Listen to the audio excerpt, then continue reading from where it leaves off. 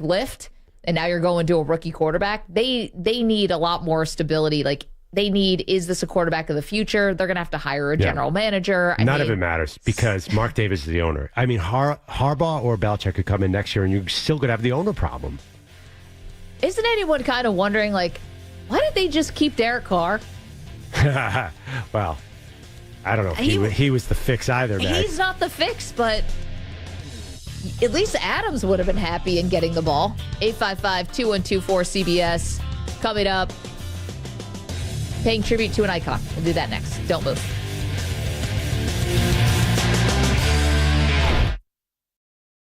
Want even more excitement on game day? It's time to get on Prize Picks, the best way to win big on fantasy sports. Here's how it works. Just pick 2 to 6 players and choose more or less on their stats. If you get them right, you could win up to 25 times your cash. It's quick and easy to make your picks. And with fast and safe deposits and withdrawals, Prize Picks is the place to play this season. Prize Picks has awesome weekly promotions, and they're the only daily fantasy platform with an injury insurance policy, keeping you in the game even if one of your players goes down. Sweat it out. Watch your entry update in real time and continue the fun by making picks on second half and fourth quarter stats. Take your game day experience to the next level with Prize Picks. And right now, you go to prizepicks.com/primetime and use code primetime. Prize Picks is matching your first deposit up to $100. That's prizepicks.com/primetime with code primetime for a 100% deposit match. Prize Picks, daily fantasy sports made easy. Must be present in certain states. Visit prizepicks.com for more details.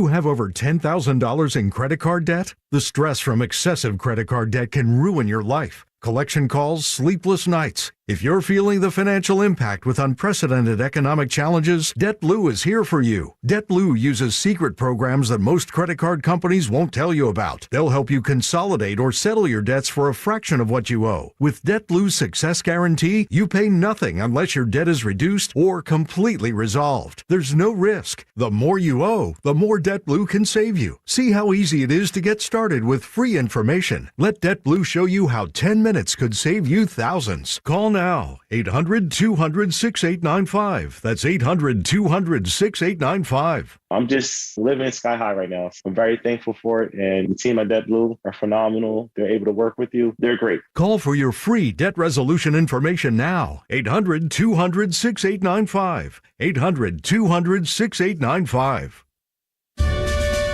When you call Consumer Cellular's customer support to discuss our affordable and flexible phone plans, it's like you're calling the Declaration of Independence or a hot dog at a baseball game.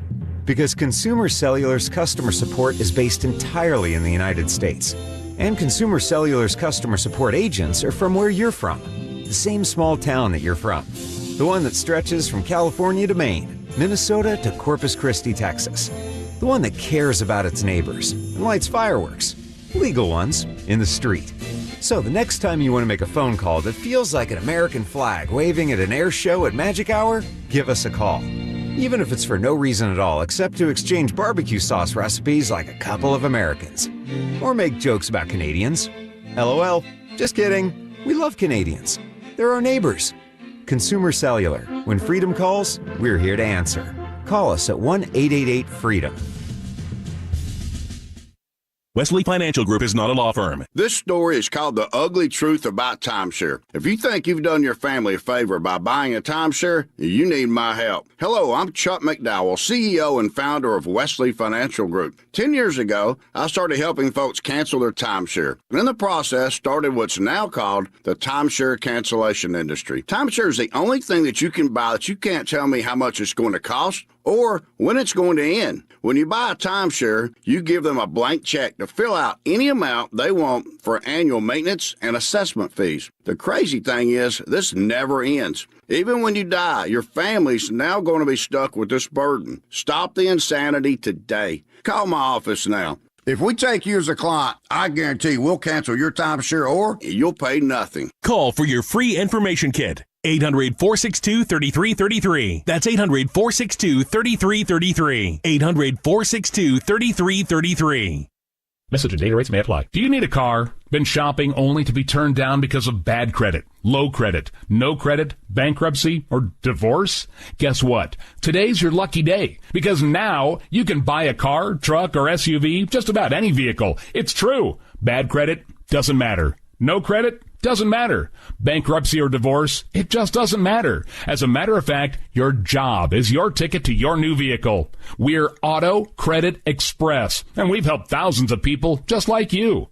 Antonio H. told us, great company, got me connected, and the day I went in, I drove off in the car I wanted. 100% worth your time. Need a car? Get started now and drive off as early as today. Just text APPLY NOW to 88909 right now to get started. That's APPLY NOW to 88909. Auto financing the easy way. Text APPLY NOW to 88909. This is Greg Papa, your voice of 49ers football. Papa and Lund, 10 to 2, right here on KNBR and KNBR FM, San Francisco.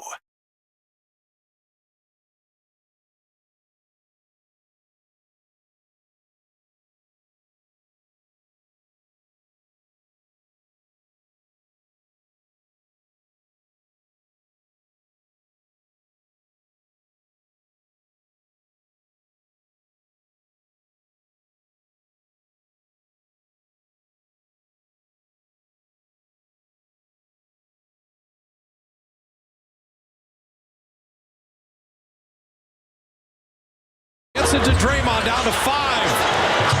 Klay Thompson at 3. Klay for the win. Good! Throwing it up. It's got to be tipped in. And the Warriors win it. They set Malik Monk from the weak side. Klay Thompson wins the game. They've now won 4 in a row. They come from 11 down, and the Warriors will take it. Swing and a ground ball, base hit into center field. Seager in to score. Carter is going to be stopped at third as the throw is cut off by Christian Walker. It's an RBI single for Mitch Garver. Swing and a ground ball, base hit out into right center field. Here comes Young around third. Beasley's going to send him. It goes under the glove of Thomas. It's going to roll all the way to the wall. Racing around to score is Lowe. Stopping at third is Heim. Swing and a high fly ball, well struck, left field. That one back on its way, and it's gone! Home run, Marcus Semien in there! And that does it! History in the desert. The Texas Rangers, for the first time ever, are World Series champs. And that should do it. Bruce Bochy does it again. This is some kind of good. This is unbelievable. This is some kind of good, isn't it? This is unbelievable. Bochy's back in the World Series, and he's back with his 4th World Series ring. And the Waterboy Marquise Boucher is back on the leadoff spot this morning. What's up, everybody?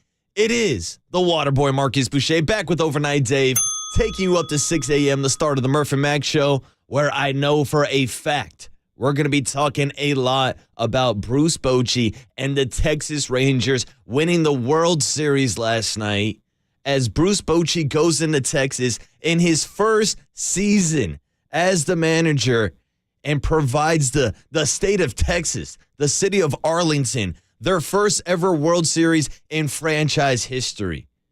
And the symmetry between Bruce Bochy's first World Series title that he won here in San Francisco, 13 years to the date yesterday. November 1st was the 13-year anniversary of B. Weezy, Brian Wilson, being on the mound to close out the Giants' first World Series in San Francisco. And 13 blanking years later, Bruce Bochy is still out here winning ball games and winning another World Series. Truly, absolutely unbelievable. And that's why I think we're just going to spend the entirety of the show today celebrating Bruce Bochy, talking about what he did this season in Texas, taking over for a team that won 68 games last year. We're talking about a ball club that in back-to-back seasons lost 94 games and lost 102 games. That's right, going back to the 2021 season, while the San Francisco Giants were winning 107 games, the Texas Rangers lost over 100. I believe that same season, the Arizona Diamondbacks lost over 100. And here we are 2 years later, having the 5th best team in the American League face off against the 6th best team in the National League, which, again, is a problem that could be either positive or negative for the world of baseball.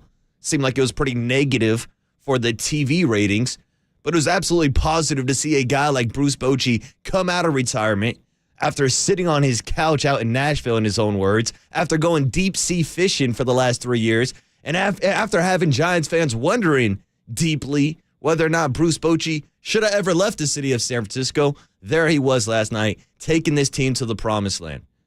And there's no doubt in my mind that Bruce Bochy had a huge impact on this team. If you hung out around last night to watch the postgame, every single player on that roster, it seemed like the first words out of their mouth was Bruce Bochy this, Bruce Bochy that. Bruce Bochy is amazing. Bruce Bochy's a Hall of Famer. Yes, he is. He was a Hall of Famer before going out and winning his 4th World Series title yesterday. But now he puts himself on an exclusive list of only 6 managers who have won 4 World Series titles in their Major League career. I mean, I threw up the stat last night on the screen. He's won 14 out of his 15 last postseason series. You want to talk about being clutch in the postseason? You want to talk about winning ball games? You want to talk about old school baseball, going with your gut? Whether it's letting Andrew Heaney pitch 4 or 5 innings the other day, whether it's sticking with Nathan Eovaldi, who was working in and out of traffic jams yesterday, whether it's going out and trading for a guy like Jordan Montgomery. Like, here's the thing you got to remind yourself about this Texas Rangers team, about the team that people are saying, oh, they went out and they bought a championship. Well, after that 2021 season, yes, they did spend a record $561 million in free agency that offseason.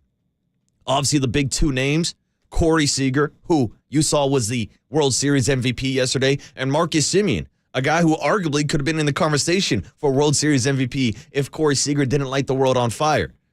But both those guys were on the roster last year when the Rangers won 68 ball games. You know who else was on that roster? Adolis Garcia, who didn't even play the final 2 games of the World Series. You know who wasn't on that roster? Max Scherzer, Jacob deGrom, guys that they brought in, but those are 2 guys who weren't even really part of the rotation this season. Of course, Jacob deGrom got hurt before the season even started. Max Scherzer was a trade line accusation, but then next thing you know, he's getting hurt. The dude is basically an opener for Bruce Bochy in this postseason. But Bruce stuck with his guts, stuck with his boys, went with Monty, went with Eovaldi, went with guys like Mitch Garver in the middle of the lineup, which everybody was questioning. Hey, there was Mitch Garver again last night. Go ahead, RBI. After Corey Seager breaks up the no-hitter from Zach Gallen. And as much praises were given to guys like Nathan Eovaldi, who deserve it, Jordan Montgomery, who deserve it, I also do want to give a tip of the cap to someone like Zach Gallen, who had a no-hitter going through 6 innings last night. But then there were a couple ground balls with eyes. The Corey Seager slap shot down the line. Mitch Garver, RBI single up the middle. Then Torey Lovullo actually decides to pull him out of the game, which I wasn't a huge fan. But hey, our guy Ginkle went in and worked out of the squeeze. Actually worked out of a bases-loaded gem in the 8th inning also. Of course, a lot of people are going to point to that 9th inning error by Alek Thomas out in center field, but the game was essentially over, and the final dagger was dropped when Marcus Semien came up to the plate and went deep. 2-run home run. That extends the lead to 5-0. And I put it out on Twitter yesterday. I said, look at this. It's Marcus Semien and Bruce Bochy doing it for the Bay. Because as much as we have adopted Bruce Bochy as kind of the face, or should I say the head of the Bay Area, Marcus Semien was born and raised here in the Bay Area. Everybody associates him with the East Bay and the Oakland A's, obviously spending his time there. But this is a kid that was born in San Francisco, was raised in El Cerrito, played high school baseball out in Berkeley, played at Cal. He's a Cal Golden Bear. And this is a guy that the Oakland A's let walk away from the franchise, just like every other good player that they've had over the past couple of decades. And this was a guy that would have been a great fit in San Francisco, but that's one of the signings that the Giants did not make.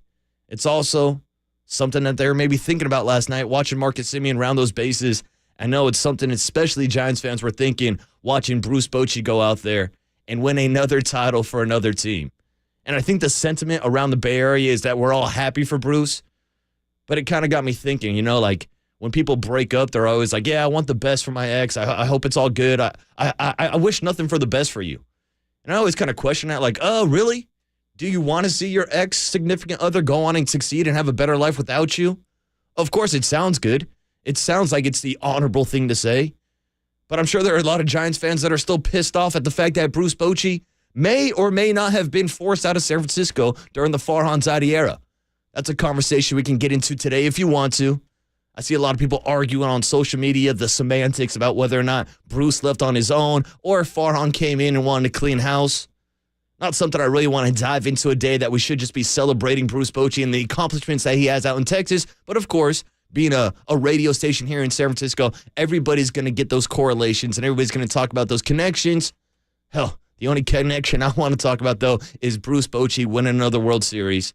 Fantastic job coaching up this Texas Rangers roster. Whether it is those veterans who got paid during the offseason, a Marcus Semien, a Corey Seager, or some of the rookies that he brought up. Josh Young is going to be one of the favorites to win American League Rookie of the Year. You saw Evan Carter and the faith and the trust that Bruce Bochy installed in his rookie, who's only been in the league for less than a month. I mean, this is a guy that was down in AA, AAA, and Bruce Bochy's out here hitting him in the middle of his lineup. Evan Carter is a name that we're going to remember for a few years. I'm sure if you're looking at the draft class from 2020, you're thinking, Rangers went out and drafted Evan Carter over Casey Schmidt. You're probably thinking the same thing when you look at Corbin Carroll, who was drafted after Hunter Bishop. But hey, those are all picks that have been made now. We can start talking baseball offseason as we get to the winter meetings, but last night was a cap on the World Series, and it ended with a size 8 cap winning another World Series ring. Bruce Bochy gets it done. Texas Rangers win their first World Series in franchise history. 13 years to the date that Bruce Bochy brought a World Series to San Francisco. He does the same thing out in Arlington, Texas. So, Dave, I know we start drinking at noon on a Thursday. We'll definitely be pouring one up for our guy Bruce Bochy. But maybe we'll also be pouring one up to celebrate Klay Thompson and the Golden State Warriors last night. That was the other big news story. Klay. Because by the time that the World Series wrapped up, I saw our guy Bruce Bochy going and cracking jokes with Derek Jeter, A-Rod, and Big Papi on the Fox postgame. We all had a chance to switch over to the Warriors and the Kings matchup, where the Warriors once again snuffed the beam at Chase Center. I know that they technically light the beam even for road wins. Well, guess what? Warriors are now 2-0 against the Sacramento Kings. One time in Sac, one time in San Francisco. No De'Aaron Fox on the court last night, but Steph Curry was there. Draymond Green was there with a really good fourth quarter. And Klay Thompson, despite struggling in the first, second, and third quarters, finds his shot in the fourth quarter, hits the game winner as the clock almost expires. Warriors had to stop the Kings from getting a little tip and play at the very end. But man, oh man, do I love seeing Klay Thompson come in and hit these big shots. I've said it once, I'll say it again. Klay Thompson is a guy that deserves to retire as a Golden State Warrior. I also said the same thing about Bruce Bochy and how he probably should have retired with the San Francisco Giants, but I don't know. I think these guys earned the trust. They've earned that right. There's been a lot of talk this offseason and even going into the season about Klay Thompson's future with the Warriors. I really hope that he has a good season so that he gets paid one more time. I mean, everybody acted like he was some scrub last year. He also led the NBA in three-pointers, hit over 300 threes, the most he's ever hit in his career. And I know the defense isn't there right now, but if Klay Thompson's shooting the ball, we all saw how lethal he can be. And in that situation in the fourth quarter last night, Steph being double-teamed, dishes the ball out to Draymond. Draymond makes a great pass to Klay Thompson, top of the key. He hits it, and the Dubs win. They improved to 4-1 on the season. Have already won 3 road games this year. They'll be back on the road on Friday when they take on OKC, where I believe it's actually the start of the new NBA in-game tournament. Or should I say in-season tournament. It's starting up already, folks, so make sure you get hyped up. Yeah, Dave's not a big fan of the in-season NBA tournament. We'll see if it has any impact. I don't know. Is the game going to be more intense on Friday night because it's a in-game playoff situation? I don't even know how to phrase it. I think we're all kind of confused going into this tournament, but hey, maybe you're hyped up for it. Maybe you'll be back for the Warriors Invitational, as our guy Draymond Green likes to call it. Welcome back to the Warriors Invitational, baby. Regardless, we'll break down some of those Warriors games coming up this weekend because it's a weekend where you will not be seeing the San Francisco 49ers.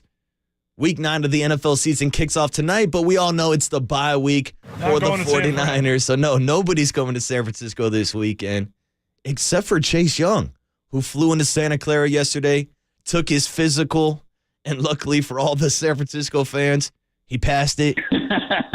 Shout out to John Lynch, who came on with the Murph and Mac show yesterday, talked about the acquisition of Chase Young, and also joked about, Carlos Correa and his physical and how San Francisco Giants fans have dealt with this situation before. But, hey, that's not a situation that we're going into because Chase Young passed his physical.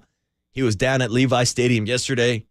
I heard John Bosa, the father of Nick and Joey Bosa, come on yesterday with Papa and Lund, say that Nick stayed in town during the bye week and was actually at the facility yesterday showing Chase Young around. So the old Ohio State buddies are getting together, but you won't see them on the field until they're out in Jacksonville. Actually, Nick Bosa territory out there in South Florida. You'll see them next weekend. Won't see them on your TV screens today, tomorrow, or the next day.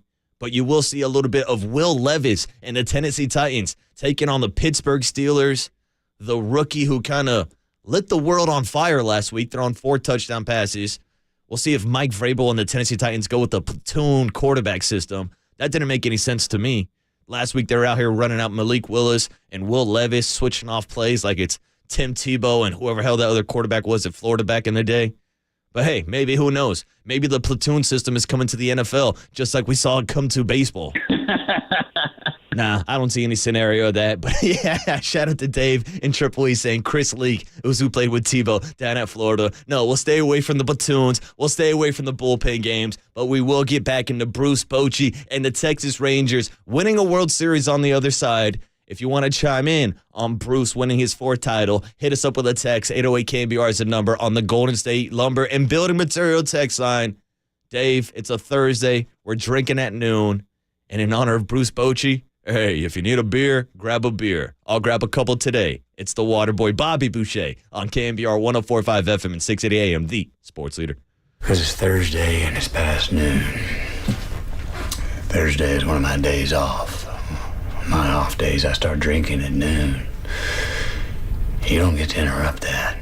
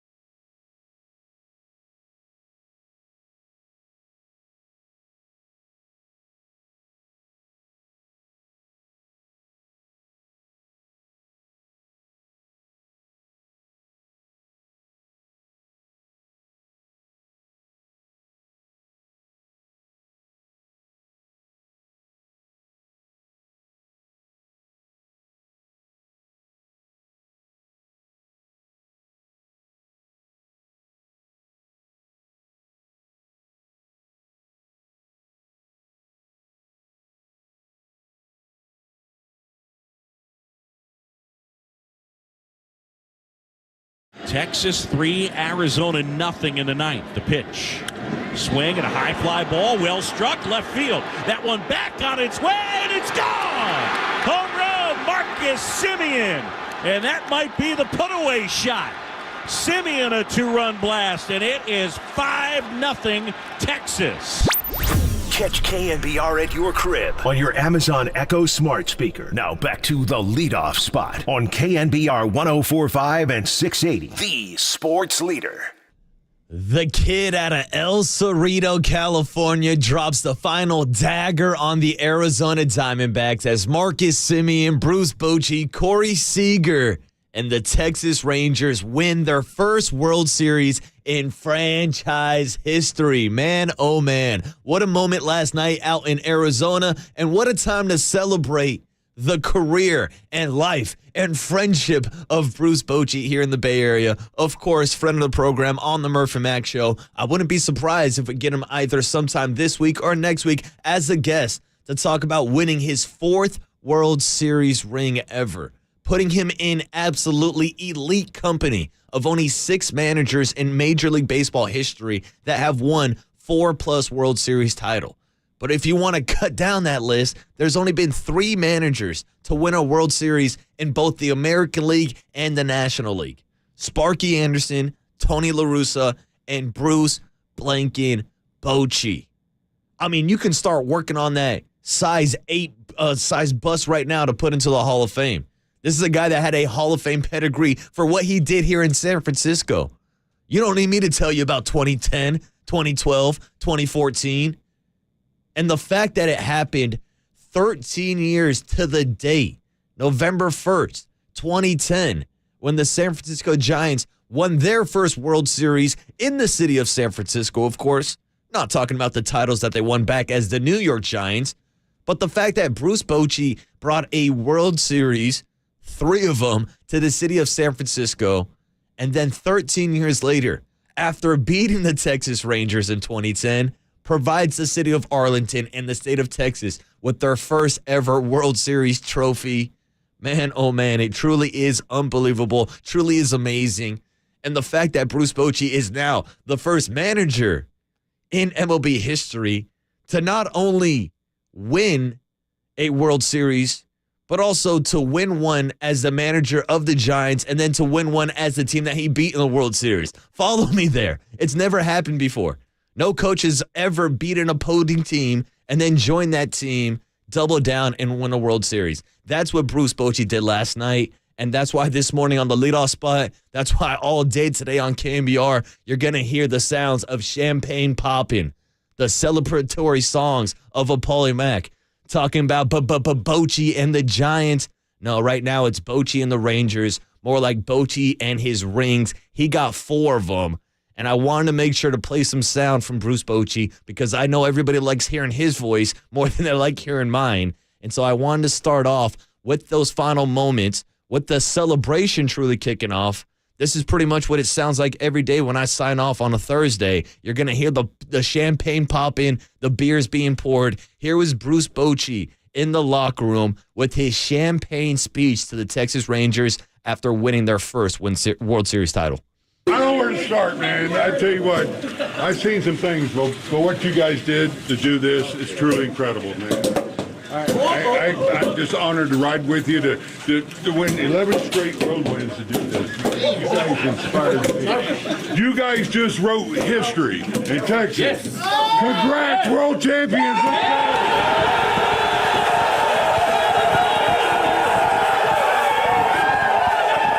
I mean, you want to talk about having a party. You want to talk about popping the champagne. Pop, pop, pop, pop.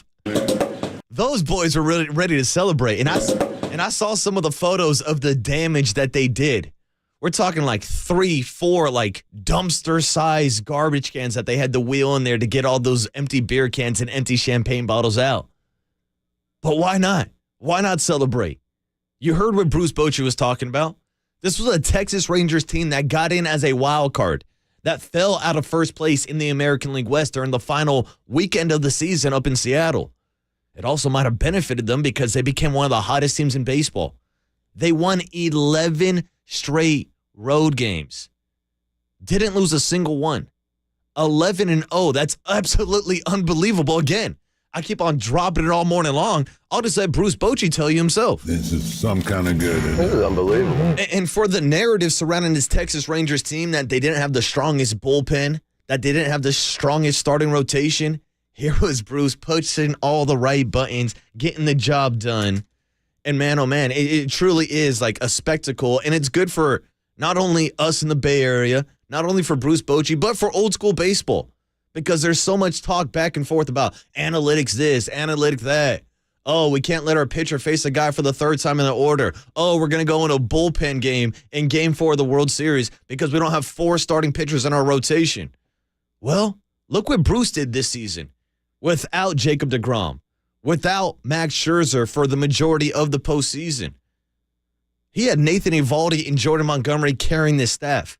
And then they would turn over to guys like Andrew Heaney. And that's kind of the funny part. Andrew Heaney was supposed to be an opener in Game 4 also. Well, he was dealing. So Bruce came out and said, yeah, you know, he was going to start the game, but he was doing well, so we kept him in there. Bruce. And I was sitting there like, yeah, thank you. A coach actually trusting his gut. You saw how many jams that Nathan Eovaldi worked into yesterday? How many times did he work out of them? Every single time. Meanwhile, here's Torey Lovullo pulling out Brandon Pfaadt in a game that he's got 9 strikeouts because he doesn't want him to face the lineup 3 times. Even last night when Zach Gallen's throwing a no-no, I didn't love the decision to pull him out of the game after he allowed 1 earned run. Now, because of Ginkel, he saved the day and saved Torey Lovullo from being a national embarrassment. But hey, didn't do enough for the D-backs because they put 0 runs on the board. Texas Rangers get the job done with their big bats, with guys like Aroldis Chapman and Jose Leclerc in the bullpen. Again, from top to bottom, whether it's Bruce Bochy, whether it's Mike Maddox, the pitching coach, whether it's our guy Donnie Ecker, who we all know here in San Francisco as the former batting coach, also a guy that once won a World Series for the 16-year-old Colt team down in Los Altos. Now he's winning World Series on the big stage. Donnie Ecker probably going to be a manager soon, especially after being under Bruce Bochy's wing. Just from top to bottom, man. From Chris Young, from CY, from calling up Bruce Bochy on the couch and getting the job done. This is a guy that we all know how the tenure ended in San Francisco, ends up going out and coaching the French team in the WBC. I love baseball. And really got the itch to come back. CY made the call. Bruce Bochy accepts and wins a ring in his first season back in baseball. Here was Bruce yesterday talking about how impressed he is with himself after winning it in his first season back. It's special. I'm not going to lie, it's special to come here in my first year, you know, with the team that was determined to play winning baseball and never won a championship. But as far as me, that's a byproduct of what those guys did out there and what the front office did. I was along for the ride, trust me. I was very fortunate and blessed, you know, to be able to get back into baseball in this type of situation. I was in Nashville just relaxing and had 3 years off and come back and be in this position. I've said so many times, I'll say it again, I'm blessed. Bruce Bochy is good for baseball. Dusty Baker is good for baseball. And that's why I told you last week when Bob Melvin got hired by the Giants, I think it's good for the Giants and I think it's good for baseball to have these guys that have years and years of baseball knowledge and guys that actually have in-game coaching experience so they're not having a computer spit out analytics at them. But then again, now that we are talking Bob Melvin, talking about coaches of the San Francisco Giants, I know it's going to be a big narrative here in San Francisco today on whether or not Bruce Bochy was forced out of San Francisco, if he left on his own terms, or if it was a mutual agreement that they would head in a different direction. Now, if I'm diving into it, I'm not going to pretend like I'm one of these beat writers. I'm with the team every single day. I'm not one of these 1%ers who go out to these big team dinners and hang with the high execs. But I know people who are, and I know people around the scene. And I know you got guys like Alex Pavlovich and Andrew Baggerly kind of defending the team, saying Bruce walked away on his own. I've also known a few other people who may have some sources with some of the hires up in the front office who said, yeah, Farhan came to town and decided he wanted to go with a different direction. Now, we all know by now the direction was Gabe Kapler. And as I said a couple weeks ago, the big difference for me between the Rangers and the Giants this year, despite having a couple all-stars on your roster, is the fact that Bruce Bochy's out here, you know, focusing on baseball and searching for his 4th World Series ring while Gabe Kapler was out here on Instagram looking for the perfect burger in San Francisco. Well, Gabe's still searching for a job, and our guy Bruce Bochy won another ring for a franchise that's been desperate for it, for a city that's never seen a champion, and now they have one. Now they got a championship coach, a Hall of Famer, a guy that I thought should have had the leash, should have had the respect, should have had the honor of bowing out on his own terms here in San Francisco. Again, you can dispute whether or not what reports you're going to believe. I think Farhan and the Giants wanted to go in a different direction, and now that direction has led Bruce Bochy back to the World Series to win another title with guys like Corey Seager and Marcus Semien. So I did want to give those guys a couple shout-outs too, instead of making this all about Bochy and his time here in San Francisco. Here's a cut from Corey Seager actually talking about winning his first World Series in Texas, and surprise, surprise, he makes sure to mention Bruce Bochy's impact. It was definitely a drawing point for me. I won in LA, and they hadn't won in 30 years, and I saw what it did to a fan base. And when I found out that they had never won here, that was something that intrigued me. To be able to start at the bottom and try and build something and compete, and to be able to do it, it's really satisfying. But it was a lot of trust. A lot of trust from them to me, and me to them, and a lot of trust for Marcus to come. A lot of trust for John. A lot of all these guys that came here and had the same vision. It's pretty cool to see it through. Yeah. And this is now a Texas Rangers team that I think it's safe to say is probably going to break even after winning the World Series. I know that was a big talking point after the Greg Johnson Farhan presser the other day also, of Greg saying, look, there's a lot of teams spending a lot of money in free agency, and it's not working out for all of them. Well, it ended up working out in the long run for the Texas Rangers. It took a few years. As we said earlier, they lost 102 games in 2021. They decided to make those resources available to the front office. They went out and spent a record $561 million. It took a year for it all to kind of correlate. Last year, with Marcus Semien and Corey Seager on the roster, they went 68-94. Bruce Bochy comes to town. All of a sudden, it's a winning ball club. Here's Marcus Semien postgame talking about the impact that Bruce Bochy has had on this roster. Everything. We had a tough year last year. Nobody wanted to be there. Coach came in, said right from the jump, this is our goal. We didn't believe it. We continue to play better and better and better and better until we let's go get this now. But from the beginning of the year to now, just such growth from this group. Coaching staff works so hard too because Bochy demands that out of them, and that's great. Bochy demands it out of them. And that's why they turned this team around. Again, with all the injuries that they dealt with Max Scherzer, with Jacob deGrom, here he is with Nathan Eovaldi, Jordan Montgomery, Andrew Heaney, getting the job done, pressing all the right buttons. Bruce Bochy repping for the Bay, Marcus Semien, the kid out of El Cerrito, repping for the Bay. And I do feel like it's a little bit of a celebration and a win for the Bay Area. And like I said, a win for old school baseball. Here's our last cut of Bruce Bochy, kind of tying it all together, talking about the significance of winning a World Series in the state of Texas, and also how it reminds him of his first in San Francisco. You know what, Scott? It means a lot to me. It really does.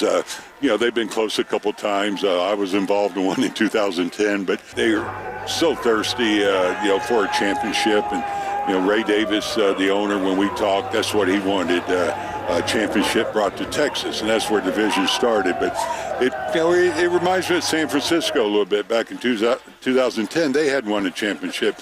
But I think of the players, first of all, I think of them, guys who had not been to World Series, guys, who now have a ring, but all those fans who have been through some torture. I couldn't be happier. Can't wait to get back to Texas to celebrate with them. Thank you. It's going to be good to get after it tonight. I'm going to have some fun with these boys. I'll keep up with them. How about that? I'm going to have some fun with these boys. I'm going to keep up with them. And man, oh man, going back to that first clip that we played of the champagne celebration, shout out to Bruce for not putting on the goggles, getting champagne sprayed right into his eyes, but it looked like Bochy was ready to party. And man, oh man, just like hearing that clip last night, hearing that audio, of course everybody's going to be reminiscent about the glory days. Torture. Talking about torture. Talking about how it reminded him of winning his first title in San Francisco. Cruz waiting on Wilson. And the right-hander for the Giants throws. Swing and a miss! And that's it! The Giants For the first time in 52 years, the Giants are world champions as they come pouring out of the dugout. And now, for the first time in 63 years, the Texas Rangers are World Series champions. Corey Seager, two-time World Series MVP, only the second position player ever, joining Reggie Jackson. Man, oh man, what company that is. Shout out to my guy Derek Jeter postgame, poking a couple of jokes about how Reggie can't brag about being the only player anymore. But also shout out Derek Jeter, who's about to get caught by Corey Seager. That's the only shortstop in World Series history who has more home runs. But Corey Seager seems like he's got a long postseason career ahead of him. We saw what he did with the Dodgers. We saw what he did this postseason with the Rangers. Thank God he's no longer a Dodger. As much credit as we give him for like trading for Mookie Betts and bringing in Freddie Freeman, I love the fact that Dave Roberts and the Dodgers let Trey Turner and Corey Seager both walk away in their prime. Now they're back in the postseason. Dodgers getting bounced in the first round. But hey, anyways, blank the Dodgers. But it's always love and respect for Bruce Bochy getting the job done, man. 4-time World Series champion, winning it all last night in Texas. And now I'm just having images in my head of like Bruce Bochy throwing up the 4 rings like our guy Klay Thompson was doing last season and like he was doing last night after hitting the game-winning shot over the Sacramento Kings. We got to check in on the Dubs and their big win last night over Sacktown, snuffing the beam as Klay Thompson hits the game winner. We'll let you hear some sound from Klay and talk a little Dubs as we get ready for the Murph and Mac Morning Show. Bruce Blanken Bochy is a World Series champion again. And you're listening to KNBR AM and FM in San Francisco, the sports leader, on KNBR 104.5 FM and 680 AM, the sports leader.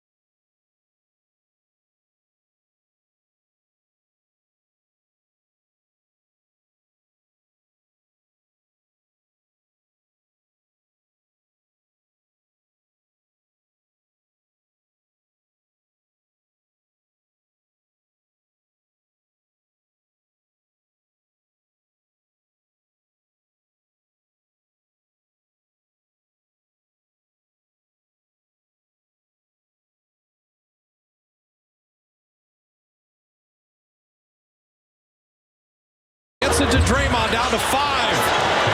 Klay Thompson at 3. Klay for the win. Good! I told you. Klay Thompson is still out there. If you want to take Steph away, they got another killer. Missed an interview or want to hear it again? Catch them all at knbr.com/podcasts. You're tuned into the leadoff spot on the sports leader. Yes, it is the leadoff spot on a Thursday morning. Marcus, the water boy Boucher, recapping a big night for a couple Bay Area icons. We've spent the majority of the show talking about Bruce Blanken Bochy winning his 4th World Series ring, which now puts him in pretty damn good elite company of people who have won 4 rings here in the Bay Area. Of course, Bochy won 3 here, 1 in Texas, but we'll take it as a win for the Bay Area. But he also joins 3 guys who were on the court last night who have 4 rings here in the Bay Area. Draymond Green, Steph Curry, and the man you heard hit the game-winning shot on the rejoin right there, Killer Klay Thompson. Final score for anybody who missed it, 102-101 Warriors. Perfect timing by the NBA to, I don't know if they set it up on purpose, but it was nice that I got to go watch the World Series, watch Bruce Bochy pop champagne in the locker room, and then flip it over and have the entire 4th quarter of the Kings and Warriors matchup. Now, we do got to point out, it was a Kings team that was missing arguably their best player, De'Aaron Fox, but it was also a Kings team that put up a really good effort and probably should have won this game, especially based on the way that Klay Thompson and a couple of these other Warriors were shooting to start the game. And we saw it go all the way down to the wire. Steph Curry and Domantas Sabonis trading back shots, lead changes left and right. And then on the final possession of the game, here comes Steph Curry, dribbling the ball up the court, immediately double-teamed by the Kings, which means someone's going to be open. He kicks the ball to Draymond Green, the point forward of this roster. He finds Klay Thompson at the top of the key. Swish, 2 points. Almost ball game over. There was 0.2 seconds left on the clock, actually. So the Kings did get to run an inbound play. But man, oh man, what a moment for Klay Thompson to kind of remind people of who the hell Klay Thompson is. Because as we were just talking about with Bruce Bochy and how he should have deserved to have the long leash to retire whenever the hell he wants on his own terms in San Francisco, that's the same way I feel about Klay Thompson. And I know that's a big storyline for the Warriors this year with Klay looking for a contract extension. Some people are saying, oh, Klay's old, he's washed up, you shouldn't pay him. He's not what he used to be.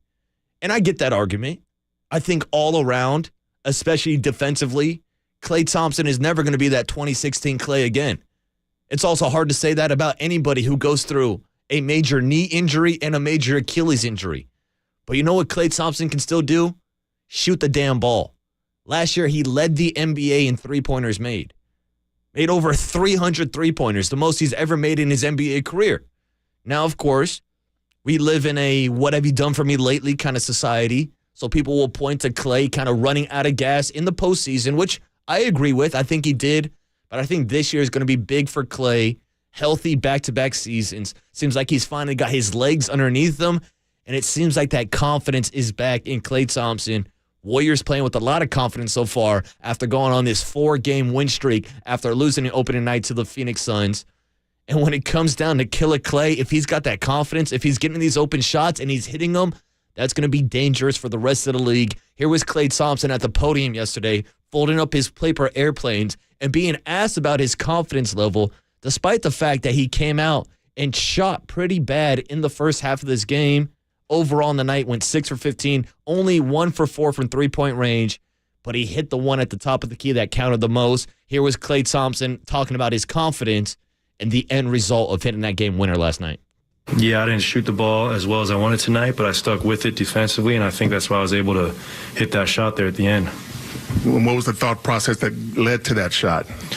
I realized we didn't have much time, so I just wanted to take a couple hard dribbles, get to my spot, and rise up. And luckily, I made a good move with confidence and knocked it down. And that's what being a basketball player is all about, is just doing things with great confidence. There it is. Confidence. The C word. And doing things with great confidence. Not that other word that has 5 letters. The C word, confidence. If Klay's playing with confidence, if Draymond Green is playing with confidence, I thought Draymond had a great outing last night. First quarter started the game with a couple 3-pointers. Draymond Green putting his backpack on. And then as a distributor down the stretch, whether it was kicking out passes to Steph or kicking out to Klay on that final play, Draymond had 13 points, 9 assists last night. You know who also did a pretty damn good distributing the ball? Chris Paul, who had 8 more assists last night. He's averaging 8 assists per game in the first 5 with the Warriors. Now, I know it's a small sample size, but so far it's been pretty damn good. Results from a 38-year-old Chris Paul. We talked about whether or not this Warriors lineup would be too small with him in it. Well, here they were last night with the closing lineup of Kevon Looney, Draymond Green, Klay Thompson, Steph Curry, and Chris Paul. They pulled Andrew Wiggins out. Now, I think that's a little bit of a defensive liability, but you also saw in that final possession, they put in Wiggins and Gary Payton, more defensive-minded players. But it's going to be interesting to see how Steve Kerr mixes and matches because everybody focuses so much on the starting lineups. Well, now Chris Paul is out of the starting lineup for the first time in his career, but he's been doing a pretty damn good job off the bench, leading the second unit, whether it's with guys like Saric, who had 15 points last night. Jonathan Kuminga put up 12. I really like what I'm seeing so far with Chris Paul in the second unit.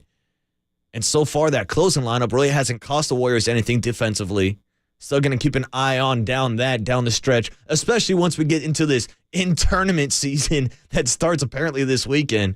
Still trying to figure out what's going on there. But, hey, one thing we have figured out is that Klay Thompson can still shoot the ball. Here he was last night talking about how good it felt to watch that ball go through the back of the net at the end of that game.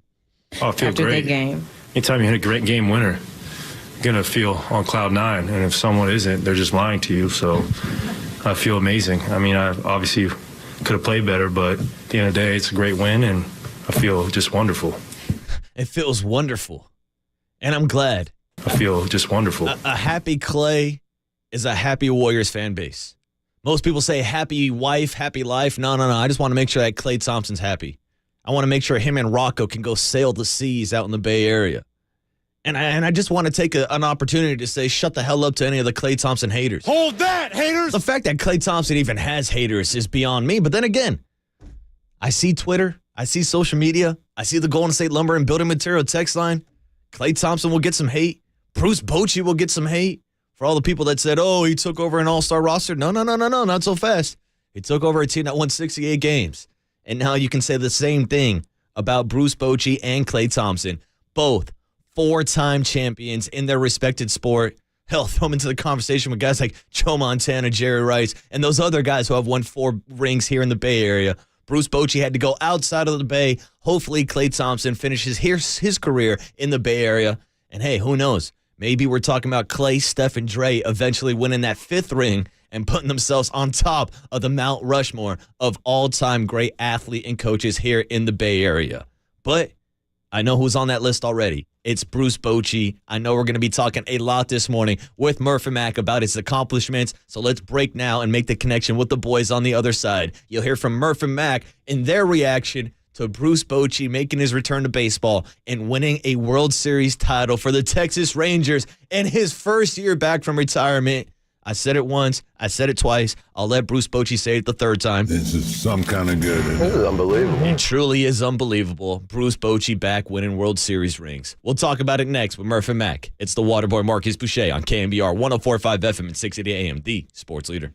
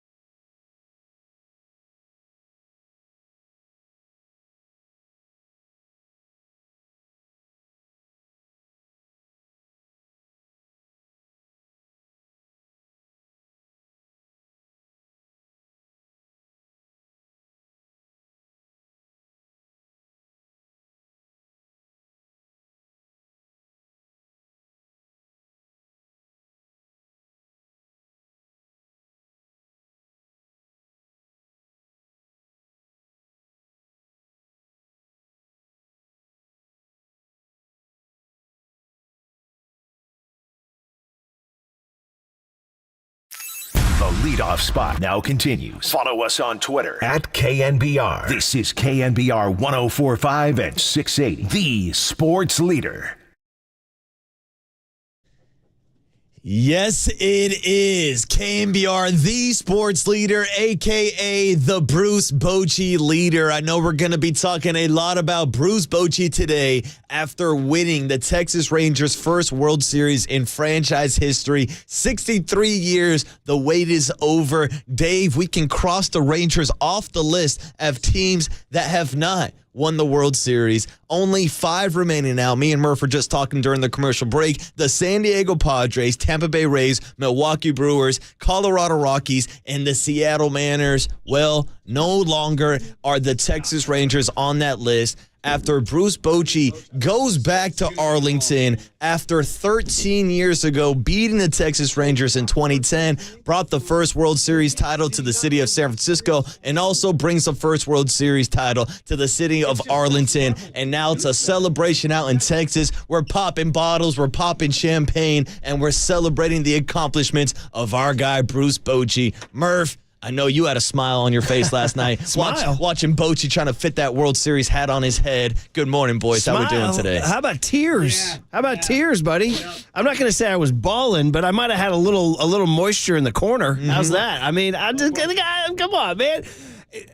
Listen, I lost my mind yesterday on the air just talking about this story. You can't. How does he come out of retirement, forced retirement, right? Yeah. And go to Texas, which lost 94 games last year, essentially the same roster, and win the World Series. It's crazy. And it's Bochy, who everybody loves. And he did everything right, whether it was leaving Eovaldi in through all the jams in the first 5 innings. By the way, he'll just go ahead and say, give me some Boers. You know what I mean? He's like, I'll take your pick. I'll let you choose my bullpen arm. I'll win with anybody. He didn't even... So Boers you feeling? We talked about him using Leclerc, the closer, in Game 4. It's like, is that going to bite him? No. He didn't blink and care. Like, Aroldis Chapman had a pretty bad postseason. Bruce just kept on throwing him out there. Yes, I thought about that. He's like, Roldy's good. They did this now after losing Adolis Garcia, or Doley, as he called him. Mm-hmm. Yeah, Doley's a big loss. I mean, as you pointed out this morning, throwing Mitch Garver in the 4-hole. So Mitch Garver's like 1 for 19 this World Series. Like, my boy Mitchie, I'm going to put him in there. And there he was with the RBI after Corey Seager broke up the no-hitter. Overnight, Dave sent me a text saying, where's our Evan Carter? So I was like, where was he drafted? Did you see where he was drafted? Second round. He was drafted 50th. You know who was taken 49th? 2020. Casey Schmidt. Number 6. Formerly number 6. So Schmidt 49, Carter 50. And then how about the fact that Hunter Bishop was drafted like a pick or two ahead of Corbin Carroll. I still have high hopes for Casey. I do. But, you bought your kid that number 6 jersey. I know, which is now, by the way, everybody's like, oh, dude, Melvin has 6. Your kid has a retro, his jersey's out of date. I'm like, no, it's retro cool. It's retro. Casey Schmidt is already a retro, boys. Anyway, it was just really, and then you flip over, by the way, and you get the whole second half of the Warriors. Dude, and my guy, Klay Thompson. Klay, yeah. Boy, the Kings must be like, I've had enough of this. I've had enough of these blanket guys. You know what I mean? You want to climb the ladder to the big time, you got to go through the Dubs first, and they ain't giving it up, man. Cute beam. You know what I mean? Mm-hmm. And Murph, shout out to the tears in the corner of Murph's eyes. Bro, all I can say is you weren't alone, buddy. You were not alone. That was an emotional night. So happy for the King. He deserves it. You were saying, how can a guy walk away from the game or get pushed away from the game and then come back fresh as a daisy and take that squad to the promised land? Because that's what legends do. Yeah. Start saying it. The guy's a freaking legend. I mean, you got to accept it in our own time. Like, it's not some guy we're talking about like Mickey Mantle. It's happening right now. Bochy is a legend. I mean, when you guys looked at that list of where he is now. That's his company. I mean, that's where he belongs. Yeah. So it's Casey Stengel and Joe McCarthy, 7 each. So, Marcus, they managed a team called the New York Yankees. Oh, wow. Right. Never heard of them. Never heard of them? Yeah. They used to win titles, too. And then, how about shout out your John Fisher's A's? Connie Mack had 5. Mm-hmm. Of course, it took him about 55 years to get those 5. And then Boch. Mm-hmm. And he's with, by the way, your guy, Joey Torre. My guy. And Walter Alston, who did it with Koufax down there in L.A. So Joey Torre. Yeah. That's the list. I mean, everybody's like, what about La Russa? No, he's got more than La Russa now. Mm-hmm. And Torre. Now, he does, and this is another one of Overnight Day's favorite stats, he's the only, Sparky Anderson and La Russa and Bochy, only guys to do it in both leagues. Won in both. Yeah. And he's the first manager ever to win a World Series with a team that he beat in the World Series. How about that? 13 years ago, with the San Francisco Giants, takes out the Texas Rangers. 13 years later, is managing the Texas Rangers to their first World Series title. Just for fun, I wrote down the journey. 2010, he beat Atlanta, Philly, and Texas. 2012, he beat Cincinnati, St. Louis, and Detroit. 2014, he beat Pittsburgh, Washington, St. Louis, and Kansas City. 2023, he beat Tampa Bay, Baltimore, Houston, and Arizona. That's a lot of teams, dude. He's beaten a lot. What was the stat they threw up last night? He's won 14 out of his last 15 Great stat. How about that? Yeah, great stat. If you include the Pittsburgh the Mets wild card, you can go 15 out of 16. Damn. And I think his elimination record now bumps up to 16-5 all time at elimination games in the postseason. I mean, the one outlier is that Cubs series. Yeah, that was the one he couldn't close. Things were getting a little slippery at that point. We had Romo kind of acting out on the mound. Remember when Bochy went to get the ball? It's all good now. Yeah, well, it is. Hey, listen, I think everybody's happy for Bruce Bochy. It was a great night. Like I said, static. Going Rambo. I'm just so happy for these guys. I'm so happy because I wanted to hear Paulie Mack's Sticks tribute. Well, you're going to get it all. You're going to get it all. And let me ask you this, Murph, because you were a little bit, and I totally get this, man. I do. I get it. Like, Murph was like, I don't know, it's the Texas Rangers, I don't know if I can really get behind this whole thing. But I will tell you this, when that last hour was recorded and you saw those guys charge out of the dugout, that was some pretty good stuff, man. You got to give it up. First title in franchise history, I'm buying in. Bro, I'm buying in. Yeah, Marcus just said there's only 5 left now. Well, Mariners, Padres, Brewers, Rockies, Rays. Well, you know what? Listen, I can't help those guys. I'm too busy celebrating with Bochy. And Marcus, like I always say, T for Texas. T for Texas. Bochy wins it in Texas. Now joining the elite company of Steph, Klay, Draymond, Joe Montana. 4 rings on those fingers for Bruce Bochy. And boys, how about the fact that back-to-back World Series winning managers are Dusty Baker and Bruce Bochy, San Francisco Giants managers, # nothing like it. You are listening to KNBR, AM and FM in San Francisco, the sports leader at Cumulus Media Station, and the Murph and Mac shows starts right now.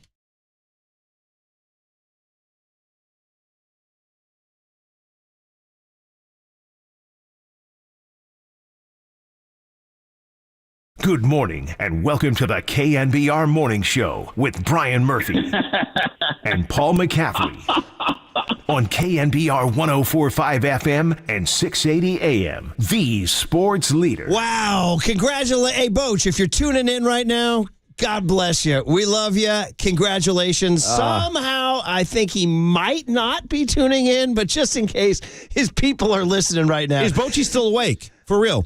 No, Bochy went to sleep. You think he crashed? He's 68 now. He said, I'm going to try to keep up with these boys now. Did you hear that? Great quote. He goes, I'm going to try to keep up with these guys tonight. How much post-game did you get? I got a fair amount, actually. Help me out, because I did jump over to the Warriors. Me too. I was flipping. I was dodging back and forth. So I truly didn't get anything past the podium. By the way, yet another owner with a heck of a look. Ray Davis. These guys, I guess when you get to be a billionaire, your look. That's a good call. Your look just becomes a thing. You know kind of a lurch thing going from Adam's family. A little bit of a lurch factor. 808 KNBR are billionaires with looks. Is it too early that I'm not allowed to riff, or do I have a green light for riffs? Oh, riff away. Well, listen, Murph, it's a great morning. It's a Thursday. We're getting set up for the weekend. Tomorrow will be the Friday football forecast. Great day today. But my question is, on the heels of that World Series victory and a buzzer beater from Klay Thompson, you guys know where I could get some good Indian food? I'm just asking. I'm hungry on a Thursday. People who don't know. I told you I wanted to riff. Literally, I wanted to riff. Within the 5-minute window of the last out being made and the celebration going down, Gabe Kapler posted on his Instagram a story of him in Centerville, Oregon at a gas station eating Indian food. You got to cut the S now. Now, is that... that's a really dumb question. That's deliberate, right? Well, I don't know. I can't get to the source now. I don't know. Because I was thinking maybe it was the other way. By the way, gas station Indian food. He goes, not something I'd recommend. Stop to get some gas. Not something I'd recommend. Yeah, gas station sushi, gas station Indian food. You might want to keep going. I think you want to get a gas station as a slightly PG-13 bumper sticker. You know what I mean? It's like one of those, if this rig's a rockin', don't bother knocking. One of those, you know what I mean? These Papadoms are epic. You know what I'm saying? Anyway, back to the good stuff, man. Yeah. How was the postgame with Boch? I didn't get a whole ton of it. Well, you said Waterworth said he was yucking it up with A-Rod and Poppy and He was. He sat down with the big boys. Yeah, they're all laughing. Look at you guys. Yeah. Jeets. By the way, when I'm doing my impression, I'm just doing John Lynch doing Bochy. No, everybody's happy for Boch, man. What a great night. Great night for baseball. Great night for Bruce Bochy. And into the offseason we go now. As Giant fans, I mean, we got a lot of needs, Murph. I'm feeling very needy. There was a haunting text from a guy, Dave, who sent out. He said, I wonder if how Rangers ownership feels when all they're trying to do is break even. Oh, that was a tough one. That was a tough one to read. Because, listen, honest to goodness, so what does this mean? Like, what does this mean for baseball? Like, what are the takeaways from this? Number one is that you got to spend to get stars. Corey Seager and Marcus Semien, they paid $500 million for those guys. Yeah, well, look at the results, man. So, I mean, you can't what do you want? You can't do it. You can't go bargain basement with here. All due respect to Austin Slater and with all due respect to, J.D. Davis, you just can't kind of piecemeal your way through this thing, dude. You got to go get Seager and Semien. You got to. And then you got to get Bochy, and then you got to get the staff, and then, of course, player development, Heim and Young. And my number one takeaway is you got to have stars. You do. That's a huge revelation. I feel like Sir Isaac Newton discovering gravity. You got to have a star. Really? Oh, hey. But it's true. I mean, you can't platoon your way to this. No, you can't. No. And since Buster Posey walked away, let's be honest, they don't have a star. They really don't. I mean, they got guys that are up and coming. Logan Webb might be the closest thing, but they don't have like a household name, must-see kind of TV. I'm not going to miss this guy's at bat. And you're right, they need that pretty badly right now. Now, who is it? Is it Shohei Ohtani? Is it? I don't know. I mean, yeah, sure. That in a perfect world, but I don't know if they're going to be able to land him. No, it's not. There's no. That's why I say focus on arms right now. Let's build this thing from the ground up with a rotation. Like, go bring me Blake Snell, man. Go bring him in. Yamamoto, bring him in. Yamamoto. But anyway, and for Boch, what does this mean for Farhan? You had that line yesterday, like Farhan was going to be the Robert Hayes character in Airplane trying to land the plane. Oh, just pouring sweat. I mean, honest to goodness. Yeah.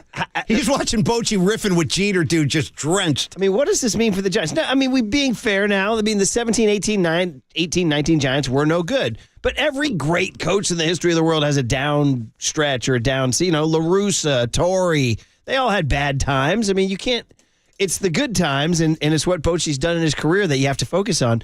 So what does this mean about the Giants running him out of town and then him showing up in 1 year?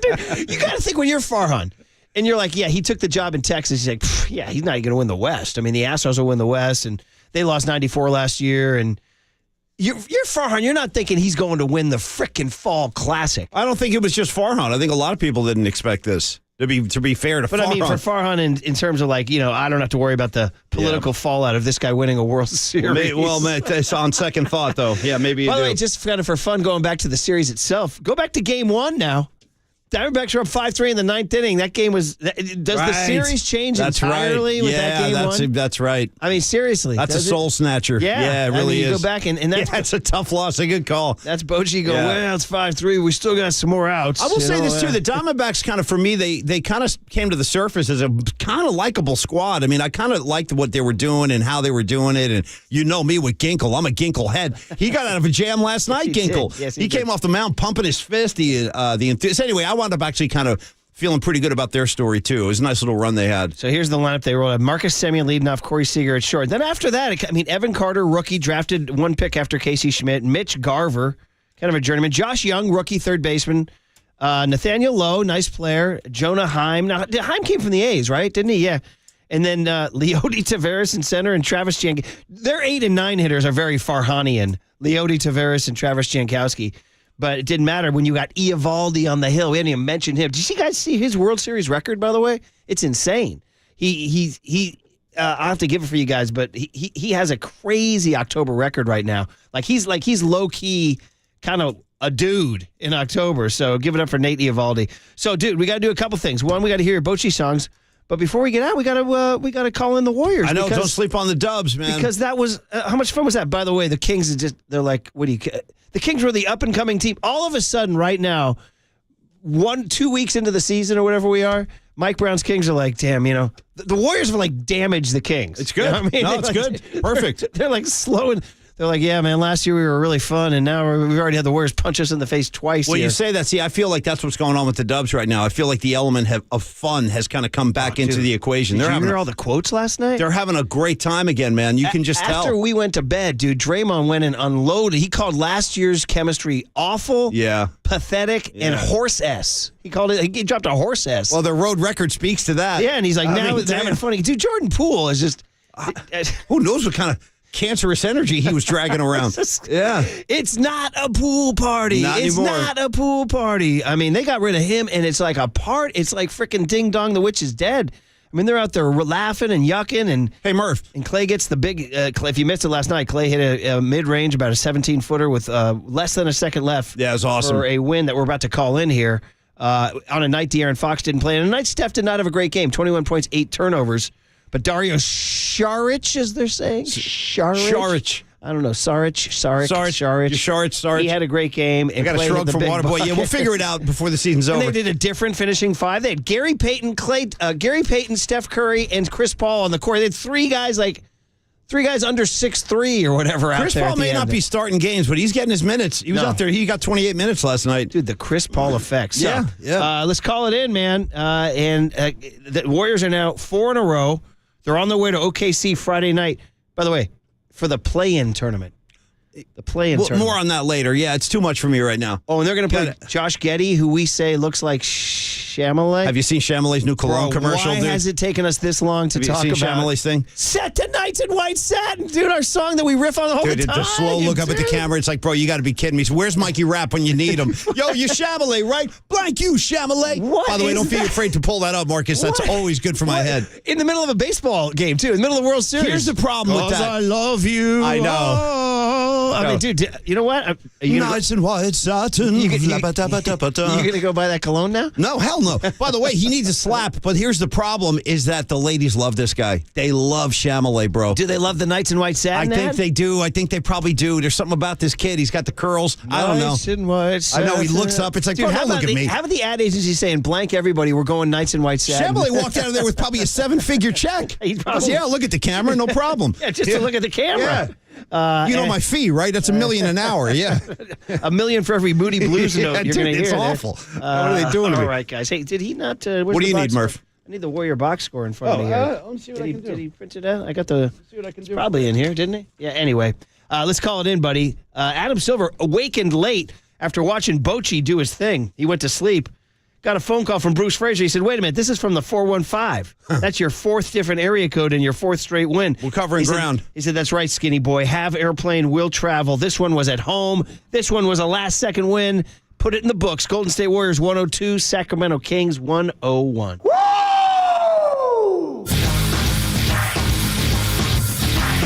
Beautiful basketball. Beautiful basketball. That is buttery. It's lovely. Yes, sir. That's a great addition. Great addition. All right, so it's Bochy and it's the Warriors all day today on KED. We got the guest list from Marcus coming up, and that'll be on a Thursday. Happy Thursday, everybody. You're Chamallet, right? On KNBR 104.5 and 680, the Sports Leader. I consider myself the luckiest man on the face of this earth. Menlo Park, shout out to you for supporting KNBR, Menlo Park's sports leader.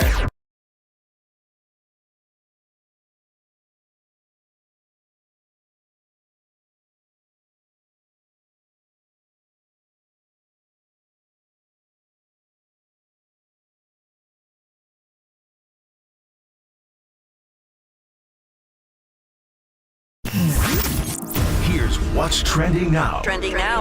On KNBR.com. 49ers GM John Lynch stopped by the Murphy Mac show yesterday morning to talk about the midseason accusation of Chase Young. To hear that podcast and more, check out what's trending now on the all-new KNBR app.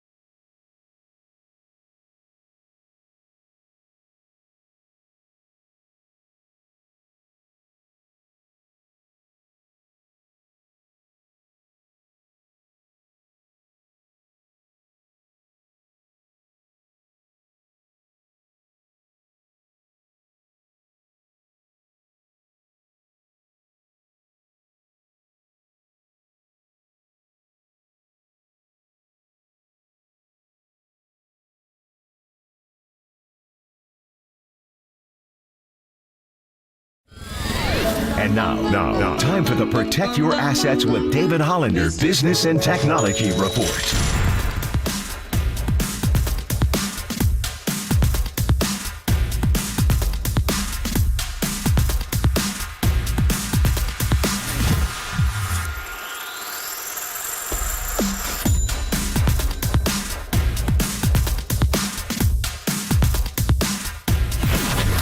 This has been the Protect Your Assets with David Hollander Business and Technology Report. Do you want to pay less taxes this year? Learn more. Listen to David's show every Saturday morning on KNBR or call 1-866-PROTECT. Listen to the sports leader anywhere, anytime. Download the all-new KNBR app. Now, Murph and Matt continue live from the KNBR Casino Matrix Studio. Casino Matrix Progressive Jackpots are here. Where are you? Just drop in. Please play responsibly. 1-800-GAMBLER. The righty sets. Here it comes. In there! And that does it! History in the desert. The Texas Rangers, for the first time ever, are World Series champs. And the celebration begins third base side of the mound, the dog pile, as they jump up and down out of the dugout, out from the bullpen in right field. The Rangers celebrate. The Texas Rangers are World Series champs. It's unreal. I could be happier for these guys. I'm a byproduct of what these guys did, man. It's as tough a group as I've ever had, how resilient, what we had to deal with. Even in the World Series, I couldn't be happier for these guys to write history. Well. If it isn't my boys, Murph and Mac, on the Sports Leader. Hitting that post again, Marcus. You're like a DJ, man. Look at this kid. I hope you guys are enjoying the stream. Marcus is going off. In the privacy of our own home last night. Another one of these. My lovely bride said, she goes, I don't know what the problem is. She goes, I like this song. Yeah. So there you go. We got Creed people out there. By the way, do you ever think you'd be talking Creed and Bochy in the same sentence? Why not? Hey, it's working. It's a formula that works. I heard those guys do a sports radio hit on Mad Dog. Oh, no way. Yeah, they kind of dragged him out of the mothballs. You know what I mean? They might even show up at their parade. Well, that was discussed. Will you be at the parade? Put them on a float like with all their gear and let them just play. The interview was before the World Series. They're like, it was Scott Stapp and Mark Tremonti. I guess Mark Tremonti in the music community is viewed as a shredder on guitar. I heard from a lot of his fans. I really did, yeah. And by the way, during the course of the interview, Tremonti revealed he had a Christmas album coming out, and they played a little bit, and it sounded great. He sings like a crooner, and he shreds, too. Silent Night. Seriously, it was like that. He's got the Eddie Vedder thing. It wasn't Stapp, it was Tremonti. But the point is that they started talking. They were in separate places during the interview. You could tell it was like a Zoom or something.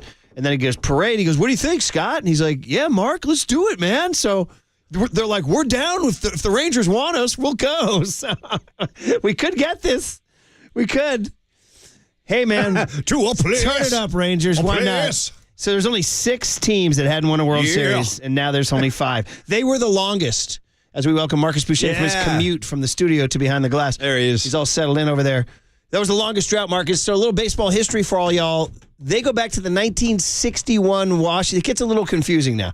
They go back to the 1961 Washington Senators. Okay. Then you're like, wait, Washington Senators, that's Walter Johnson from like 1920, right? No, that was a Washington Senators team that left in 61 to become the Minnesota Twins. So the Walter Johnson Washington Senators became the Minnesota Twins in 61, but Washington, D.C. immediately recreated the Senators, just a new team, didn't have that same franchise history. Then that team in 72 moved to Arlington, Texas. So you got that? So a little bit. I got it. Yeah, so they do have a history in Washington. Those Washington Senators would have been like the Frank Howard, who, by the way, we lost. I got to tell my P-Rod story again one more time, right? But so that team, and Ted Williams was their manager, the great Ted Williams, my dad's all-time idol. And then Billy Martin was there. And that's back, dude, when they were just playing out in the searing heat and just, they sucked. And then Bobby Valentine went there for years. Yeah. Do you remember that? Yeah. Probably they had guys like Toby Hara. Ooh, nice. Good name. And Toby Hara. I definitely had a few of his baseball cards. I remember that one. And they just never were anything. And they didn't win a division until, Marcus, 96. Think about that. When they had Johnny Oates, who was this really beloved manager, kind of almost like a smaller Bochy. Everybody liked Oates. He just had this kind of folksy charm. Yeah, totally. Easy sadly, to like. He got brain cancer and died too young. But he had Pudge Rodriguez and Juan Gonzalez and Pudge Rodriguez. 3 times those teams lost to Jeter Yankees. Jeter Yankees knocked them out in 96, 98, 99. Jeter was all business out there, Marcus. And they went into the dark period until Ron Washington brought them out in 2010 and 2011. Sure did. And I love I thought about Wash last night because he was 1 strike away twice. Damn. In St. Louis. That's tough, 1 man. strike away twice. That's real tough. You remember when we were down in Texas, there was that little kid who shaved his head like Ron Washington? He had like the little kid, like 10 years old. He had the side hair and stuff. That horseshoe bald mark thing, too. But this is their moment, man. This is their moment. It's finally happened. They were the longest drive. I know the Cleveland Indians haven't won one since '48, but obviously they've won them in their history. So it's the longest franchise that had never won one. And they like their ball in Texas, right? I mean, that's a great baseball state. I mean, they put guys right. Well, it's a hell of a state for producing talent, Marcus. I don't know in your American Legion days if you guys played teams from Texas. I mean, dude, you could honestly, top of my head, I might just say, I mean, obviously California because of our population.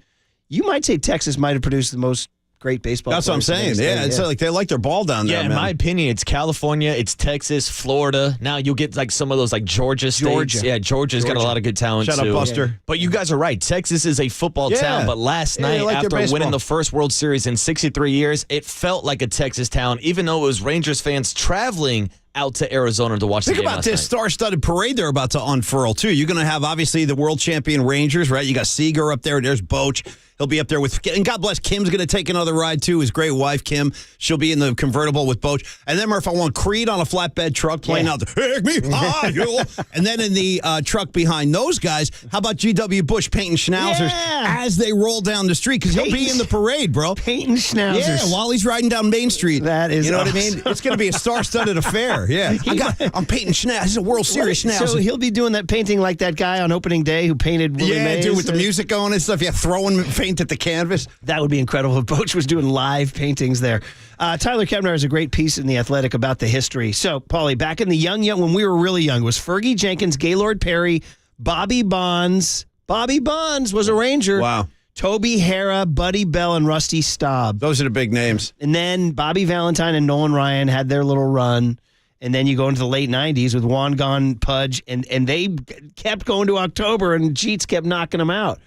And Torrey on his way to 4. I was going to mention that. You keep on saying Derek Jeter's Yankees. That was Joe Torre's Yankees, and now Bruce is on that list with Joe Torre as the 6 managers who have won 4 World Series rings. Absolutely incredible. Yeah, no, it's awesome, man. I'm so happy. Couldn't be. You know, it's funny. You said this, Marcus, and it's funny. My least favorite part of my commute is when I go through the Doyle Drive tunnel. And I lose you for about, the Broadway tunnel. You got to switch to FM right there. You got to boom. No, you go in over the Broadway tunnel, you lose it. Oh, Broadway, that's Broadway. true. You were talking about, can you be happy for an ex? You're like, and you were saying right as I lost your static, you said, I'm always like, really? And Marcus, I was with you because I always wish, I want my ex to be happy. Really? Do you? Well, with Bochy, honest to goodness, I am so happy for him. I really am. 100% Murph. Yeah. Well, when you were talking about Bruce Bochy, what do you mean ex? I'm still involved with the guy. Like I've never left him. Yeah, all my exes live in Texas, and now Bruce is out in Texas winning World Series rings. I think Texas is a good state for Bochy. You know, with that drawl, that slow thing he's got going, it's like perfect fit down there. And like Murph, my point was I think most Bay Area baseball fans are happy for Bruce Bochy, but as we've been riffing on all week, you think Farhan in the front office wanted to see Bruce go out and win a World Series? He's probably the only guy, Murph, who isn't happy right now. He's probably a nervous wreck.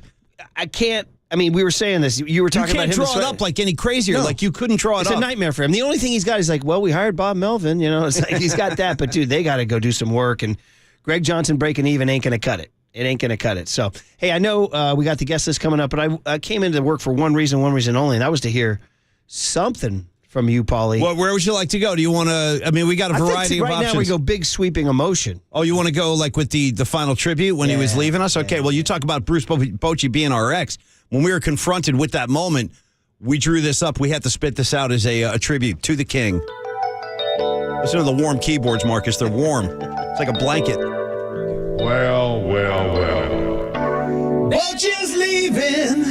He must be on his way. Yeah. And I'll be missing you. But isn't my boys Murph and Mac on the sports leader? Cause you know it's you, Boch.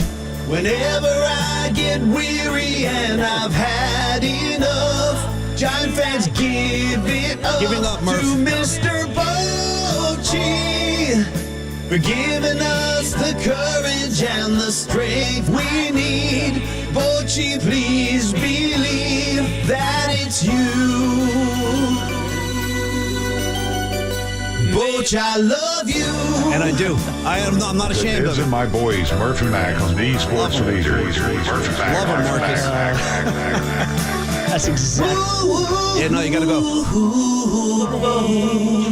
310 says the first time you played this in 2019, it made him cry. Well, listen, you and me both, my friend. I definitely had a tear of joy from a man last night. Or if you want to get less sentimental and more bluegrass picking, I mean, right now, Paulie Mac's on stage doing his thing.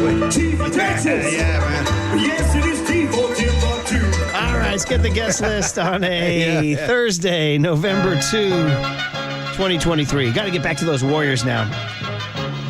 They are not just a win last night, but a win with a Klay Thompson buzzer beater, and then just like this sort of proclamation that this is their year. Like, this is their... Well, the arena's going off again. Like, there's electricity in Chase Center again, where there maybe wasn't as much as we would have liked last year. But, boy, feels like the good times are back right now, man. It's hard to defend a championship, man. I mean, we remember last year we kept saying they took the first 20 off, they took the first 30 off, they took the first 40 off, It got to the point where, it wasn't funny, though. Yeah. And maybe, like you said, Murph, maybe it's a blessing in a weird way that they got knocked out in the second round, because they finally got to rest and recuperate. Yeah. Which you're going deep June against the Boston Celtics the year before. You're not going to repeat unless you got a young core that's like ready to keep doing it. And that was not a young core ready to keep doing it. So now they might be ready after a year off. They stopped playing around Memorial Day instead of playing stopped playing in mid-May instead of playing late into June.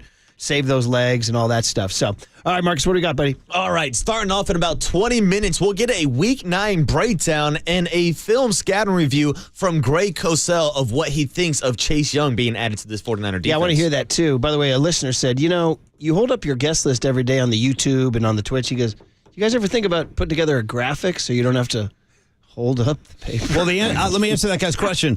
Yeah, we've thought about it. I don't mean it's going to happen, but yes, we have thought about that. That way you can't see Paulie Mac if I put up the graphic. You're fine, but you're better off, believe me. All right, so it starts off with Greg Cosell, 6:50 this morning, and then 7:35. Make sure you're tuned in to hear Mike Kruko's thoughts on Bruce Bochy winning another World Series. I can't wait, Murph, to get Kruk on the air and just talk about Bruce Bochy. Well, and also, it's like I said, the actual managing of the ball game. Like, we're just kind of in this large scale, like sweeping love fest for Boch, but look at what he did with that team. Yeah. The way he handled his rotation, the way he handled his bullpen. Yep. How about him just going to Sabors last night for 3? Like you said, I know, it's great. Guys look like a Scrabble. Hey, His jersey Sabors, like a I need Scrabble 3. pull. Yeah. Jankowski and stepping in for Adolis Garcia with Jankowski and putting the faith and belief in him. Putting Garver in the 3 and 4 hole. Evan Carter, trusting this kid all the way. And like you said, Aroldis Chapman was getting, he wasn't lights out, but he kept trusting him to make the right pitch at the right time. It's your inning, Raldy. And Mike Maddox is obviously a heck of a pitching coach, too. Yeah, and shout out to Donnie Ecker, a guy who was the hitting coach with the Giants. He gets a World Series ring also. Great call. Jeez, how about that? There's Donnie Ecker. There's Bruce Bochy. There's Mike Kruko at 7:35. We'll do the big hit, the cooler of content to wrap up the Power Hour. Check in with Matty Mayoko during a bye week at 9:15. And then top it off, Gary Gerald, legendary voice of the Sacramento Kings, will join us to talk about the Warriors snuffing the beam for the second time this season. He's such a sweet-voiced man, too. He's a great guy. It puts your ears at ease when you listen to him. Okay, Warriors last night. If you missed it, if you were going Bochy crazy, or if you saw it, relive it. And some really interesting post-game comments as the Warriors get the win last night. Next on KNBR 104.5 and 680, the Sports Leader. Bonjour.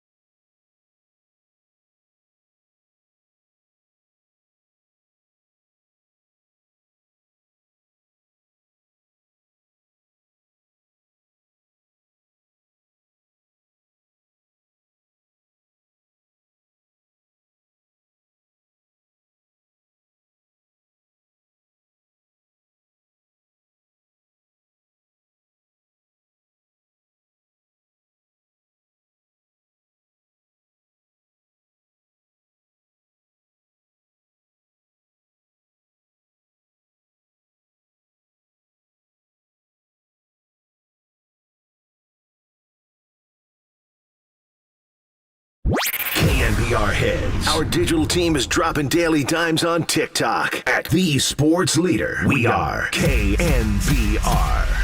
Gets it to Draymond, down to 5. Klay Thompson at 3. Klay for the win. Good! I told you.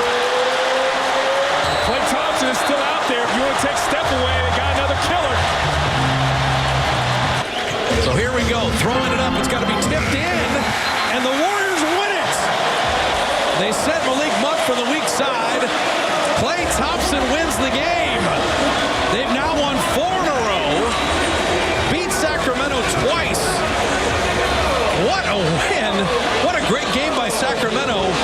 But Klay Thompson down the stretch, 3 buckets in the fourth quarter. They come from 11 down, and the Warriors will take it and breathe a sigh of relief. Man, oh man, what a thriller last night at Chase Center. The middle of a weird stretch for the Warriors where they play 8 games in 8 cities. Something that Steve Kerr said, yeah, it makes 0 sense, is what he said about the NBA travel schedule. So they make a pit stop in San Francisco, get the win, and Klay Thompson, if you missed it, hit the game winner and needed, because he's had a slow start to his season. He was only 6 of 15 last night, 1 of 4 from 3. Did you just debut a Steve Kerr voice, by the way? I did. You slipped into a character for a second. Can I get a little more of that? That was good. With the rasp. Yeah. Steve Kerr said, it makes 0 sense. What took us so long to get there? I can't believe it took us like all these years. That's beautiful. He has sort of a raspy whisper kind of thing going. Yeah, I love it. There was a careless whisper from Wham, the raspy whisper from Steve Kerr. So, yeah, Klay, I would say this, too. I mean, we haven't really talked about it. They're 5 games into 82. Like, you know what I mean? We got a long way to go. But Klay is the one guy who has not really had a great start to his season. That's why last night was so huge for him. Yeah, he needed that. I think that thing goes off the back iron. Right now this morning, you know what people be saying?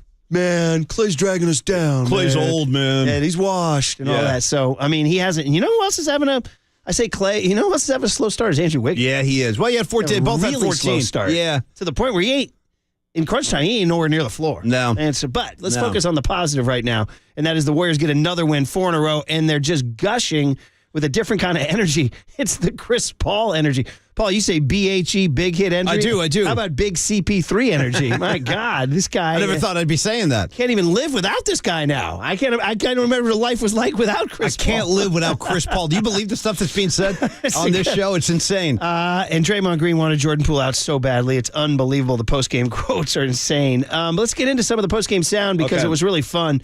And also, I want to shout out Steve Kerr and Mike Brown. That whole last minute, no timeouts. Just let them play.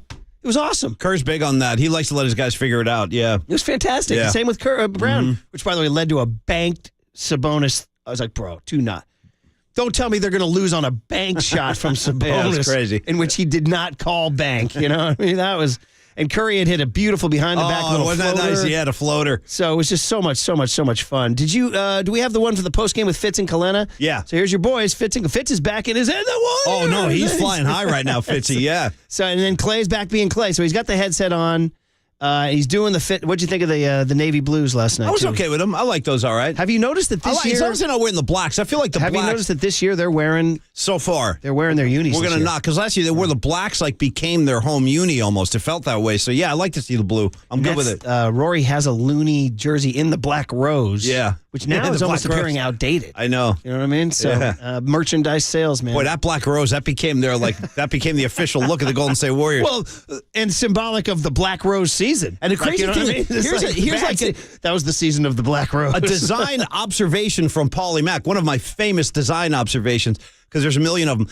I think you have to have the jersey untucked to even see the rose. You're right. You have the jersey tucked into your shorts, you don't even see the rose. Paulie, you got to let that thing out. Where do you put the untucked black rose? Don't forget the short sleeve slate. Yeah, bro. I always think about Livingston and Larry Krueger, where he squeezed into one of those, dude. It looked crazy. All right, well, this is kind of classic Klay after the game in the Mania with the headset on the court. Fitz and Kalena on NBC Sports Bay Area. They're like, dude, this is a crazy road trip. And then they asked him about Draymond. Classic Klay here. We figured this was going to be a weird one, the one weird home game in between 2 road trips. So have you unpacked and packed already, or how does it work? Have you done all your laundry? What happens? I did the necessities for the laundry. Bag pretty much stayed the same. I got the chessboard. I got the Kindle. Nice. I'm ready to go back on the road, baby. Nice. What did Draymond have to say with you after you made that shot? He look, shit. I'm always looking for you. I don't know. The rest was a blur. How classic is that? Good to hear Klay like that, man. He said, I'm always looking for you. The rest was a blur. Yeah, so it's funny. That little sequence was a little nutty. Steph comes across half court, and the Kings run multiple bodies. Triple. They threw 3 guys at him, yeah. He gets it over to Draymond. Draymond has the ball very far from the basket. Steph cuts. He could have passed to Steph. Would have been a high-risk pass. Then Klay's just like, I'm going to drift over here, buddy, if you want to toss it to me. Davion Mitchell had pressure on him, but was giving away like 6 inches. He couldn't reach him. Was not an easy shot. It was not easy. No. It was under pressure, fall away. And it was good. Good for his head, too, that he hit a game winner like that. So here he is again in the more calm setting on the post-game press conference, making his paper airplane, talking about hitting the game winner. Here. Oh, I feel After great. the game. Anytime you hit a great game winner, you're going to feel on cloud 9. And if someone isn't, they're just lying to you. So I feel amazing. I mean, I obviously could have played better, but at the end of the day, it's a great win, and I feel just wonderful. Good to hear, Klay. And Steph had a comment seeing Dre, because the first guy to hug him was Draymond, and Steph said it got him in his feels here. Honestly, for me, like, just watching it, I was in the corner when I kind of cut through. He makes a shot. I look up, it's .2, so you have a good feeling that it's over. I've actually seen the highlight, and it's cool, like, however many years later, we're still, the guys are still doing it. And those moments where, Klay hits a huge shot, first person gets a bear hug him is Draymond. Like, there's some poetry in that. So it's kind of cool how I don't ever take those moments for granted, knowing how long we've been doing this. Look at Steph, man. Freaking poet. Out here, he's painting a picture. Yeah, it's awesome. And he's right. After all these years, because I am now in full appreciation mode when I watch the Warriors, like, really, really take this in. Because we are, like, in Act 3 now. This will be, like, however many more years these guys have. This is the back end now. And the fact that to Steph's point, the fact that they have 4 titles, they're still looking for more. They're beating one of these young, hungry teams, like you said, Murph, who's trying to come up, and the Warriors won't let them. Like, you got to appreciate, like, the last days of Larry Bird or the last days of Jordan. When they're gone, you're like, damn, I wish we had another Curry game. Like, just all I'm saying is get into the appreciation mode now, because this is a treat. Man, all these guys. You know what's crazy is he's talking about how long they've been doing it. On the night Bochy wins his World Series 13 years later. So you think about it, Bochy 2010, Steph, Klay, and Dre come together in 2011, and here we are all these years later. Bochy wins a World Series, Warriors win a game. You know what I mean? It's now I just need very Tom Brady-ish. Now I just need the 49ers to do their thing and walk through that door, too. Come on, join Boch and join the Dubs in the champions table. We have more good sound from after the game, and in fact, Draymond just putting last year on blast. It's pretty good quotes, but we'll play those in the 7:20 segment because we got to clear the decks for our guy. It's Greg Cosell. Do we even remember what our classic rock is this week? Yeah, it's Bad Company. You're going to want to queue up because you were talking about Paul Rogers, and I love Paul Rogers. Why don't you do this?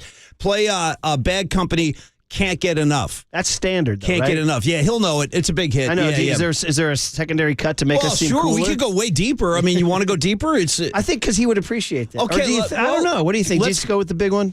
I think we should go like more. I will go with your first instinct. Okay. It's like the SAT. Yes. All right. Well, anyway, we got more Draymond cuts putting last year on blast. We got Klay hitting game winners. The Warriors are on their way to Oklahoma City Friday to play the play-in tournament. No. You guys ready for your play-in tournament? I don't think I am, actually. We'll discuss. Okay. But Greg Cosell on Chase Young and the Niners next on KNBR 104.5 and 680, the sports leader. Yeah.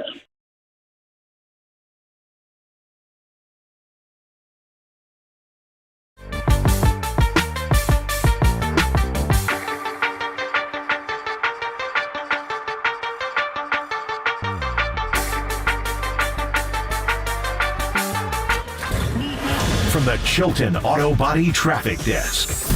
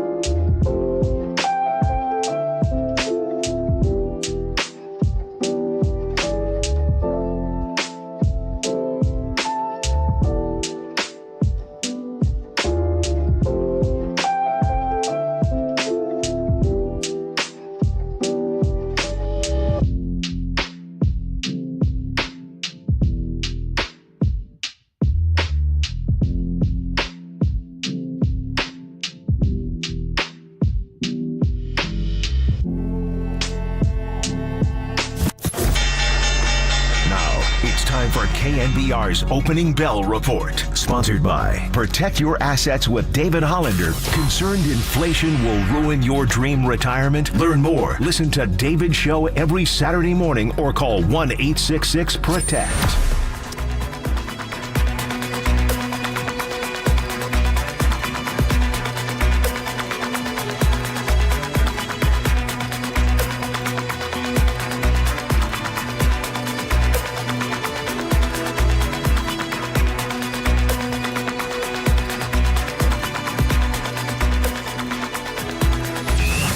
Time for a Gridiron Geek Out with the scientist of NFL films, Greg Cosell, with Murph and Mac on KNBR 104.5 and 680, the sports leader.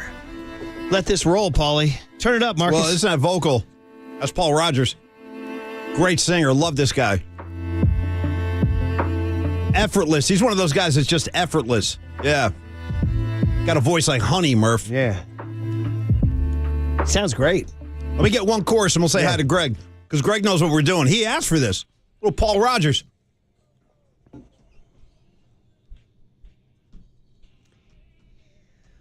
Yeah. Well, we can't get enough of Greg Cosell. That's the deal. Greg, it's turned into a really nice feature. You tell us about a classic rock jam or vocalist that makes your day, and then we play it. We'll cue it up. That's Good morning. You know, the funny thing was when I tried saying those exact words, you know, the first chorus there, like when I was in college to women, you normally got slapped, you know? Yeah, well, that's the thing. It only works for Paul Rogers. I know. It only works, you know, like when you're a rock and roll singer, you know, which of course I was not. Greg Cosell, Paulie Mack, we don't have that kind of charm, no. Right. Oh, that's awesome, man. Awesome. Well, but before we get into Chase Young and all the Niner woes and all that, what were you tuning around any classic rock in the last few days that? You know, I've been in a little bit of a southern rock kick, you know. Okay. Maybe a little Skinner, you know. Yeah. I was cutting a rug down at a place called The Jug with a girl named Linda Lou, you know. Heck yeah. Okay, yeah. Does Molly Hatchet fit into that? Or? For sure. Oh, of course, Flirting with Disaster, without question. Okay. And you without question, that excites you? That you like to hear that groove? That's a great song, you know. And then, of course, you got an all-time favorite, The Outlaws, Green Grass and High Tide. Greg's on fire. Okay. No, we are talking Southern rock now. We got Outlaws. We got Molly Hatchet. We're doing and it. then you got Marshall Tucker's, you know, a little good Southern rock as well. Absolutely. You know, Greg, there's some good ones. I know we got to get to football in here, but just to keep like sort of a Southern rock, and Paulie, support me on this. If you can, if not, I'm wrong. That it's in 2023, you can get a little of that vibe with Tedeschi Trucks. No question. Oh, sure, yeah, without question. Okay, yeah, they played up on Mount Tam. They were great. All right, Greg, let's start with the shiny new toy, Chase Young. How about that move? Tell us about it, because like while most people are extremely positive, there's this little whisper in the back, like, why did Washington trade him? Why didn't they pick up his rookie option? Is he not the great pass rusher that we think he is? I don't know. You tell us. How's he playing? I think over the last 3-4 weeks since he's come back from injury, he's played well. But you have to go back to the fact that he's a high-level traits player. He was the number 2 pick in the draft, and he was a consensus high pick. Everybody would have taken him there. And I think you have to remember another thing. The Niners have one of the best D-line coaches in the league in Chris Kosuric, and he'll get the most out of him. Obviously, this is a team that wants to use a 4-man defensive line rush. They don't want to be a heavy blitz team. That's not really the way they play. So they want their 4-man D-line pass rush to be the deciding factor in their pass defense. So I'm anxious to see him there. And, you know, again, I don't work for a team, obviously, so I'm not in that loop of teams hoarding draft choices and saying, oh, we can't trade a draft choice. But you are not going to get a player with the caliber of traits and attributes of Chase Young in the 3rd round. So, to me, I have no problem with a trade like that. I think it's a good move. Is he Mike Silver, our buddy, wrote that. Yeah, I saw that. I don't know what that means. Yeah, what? I mean, and by the way, I know Mike Silver, and you know, I like him a lot personally. He's our buddy. Yeah, we've been around, you know, each other many times over the years. I love him. Terrific guy. And obviously he's got contacts. You know, he does more of those kinds of conversations than I do. You know, again, he may well be right about that. Change of environment, tough D-line coach, as I mentioned. maybe being reunited with his buddy Bosa. Who knows? But the guy's got high-level traits. What about stopping the run? Is that a feature of his game? I mean, I think he's a better pass rusher, but, I think sometimes I wonder if stopping the run when you have high-level traits is a mindset as much as anything else. So we'll see how all this plays out, but overall, I think it's a good move. Did you think, just by comp for fun, was Montez Sweat playing better football than Chase Young, or no? Well, Sweat didn't miss time like Young did, but I think Young is a better player. Sweat's good too, but I think Young at his best is a more dynamic player. Greg, one thing we've heard about Chase Young is that there's a lot of positives, obviously, but some people have said, well, he goes off the script when it comes to the run game. And, when you're watching film on him. I saw that. How could you articulate that? Could you give us an example of him going? Yeah. Run game has to do with staying in your gap, doing your job, so to speak, as, we used to hear all the time with Bill Belichick, but that's true with everybody, it's do your job. I think that comes from coaching and accountability, and he's certainly capable of it. I don't know what went on with the Commanders. None of us are there, so we don't know, and it's no knock on their coaching staff. But I would imagine there'll be accountability with the 49ers. It's funny you say that, and I agree. I'm hopeful that a change of scenery and Bosa, but man, this high-level defensive line and under the great guidance of Kasurek is not stopping quarterbacks. So, bigger picture, what's going on the last couple weeks with the Niners? Kirk Cousins and Joe Burrow have had historically great games against them. So what's going on? Yeah, I would say in the last 2 weeks it's been kind of odd because they've gotten bodies around the quarterback. They've just not been able to finish. Burrow obviously plays with a great sense of timing and rhythm. The ball comes out. There's not a lot of deep drops. So then you start getting into the coverage issue more than the pass rush issue when the ball gets out that quick and how you want to structure your coverage. Some might think that they need help in the secondary, because that's you have to decide. Pass rush is great. Obviously, every team wants a great pass rush. But if you're playing normal down and distance situations, 1st and 10, 2nd and 4, those kinds of situations, and you're playing the Joe Burrow type, a Kirk Cousins type, normally the ball comes out quick. Obviously you want to get teams in long yardage situations where your pass rush becomes a determining factor, and it hasn't quite worked out that way. But yeah, Burrow was phenomenal. Burrow on first down. Burrow was 17 for 19 for 175 yards. Yeah. That was on first down. So first down is normally not a quote unquote pass rush down. You mentioned the secondary in that answer a little bit. So can we talk about that for a second? Not just, I guess, the corners, but even the safeties.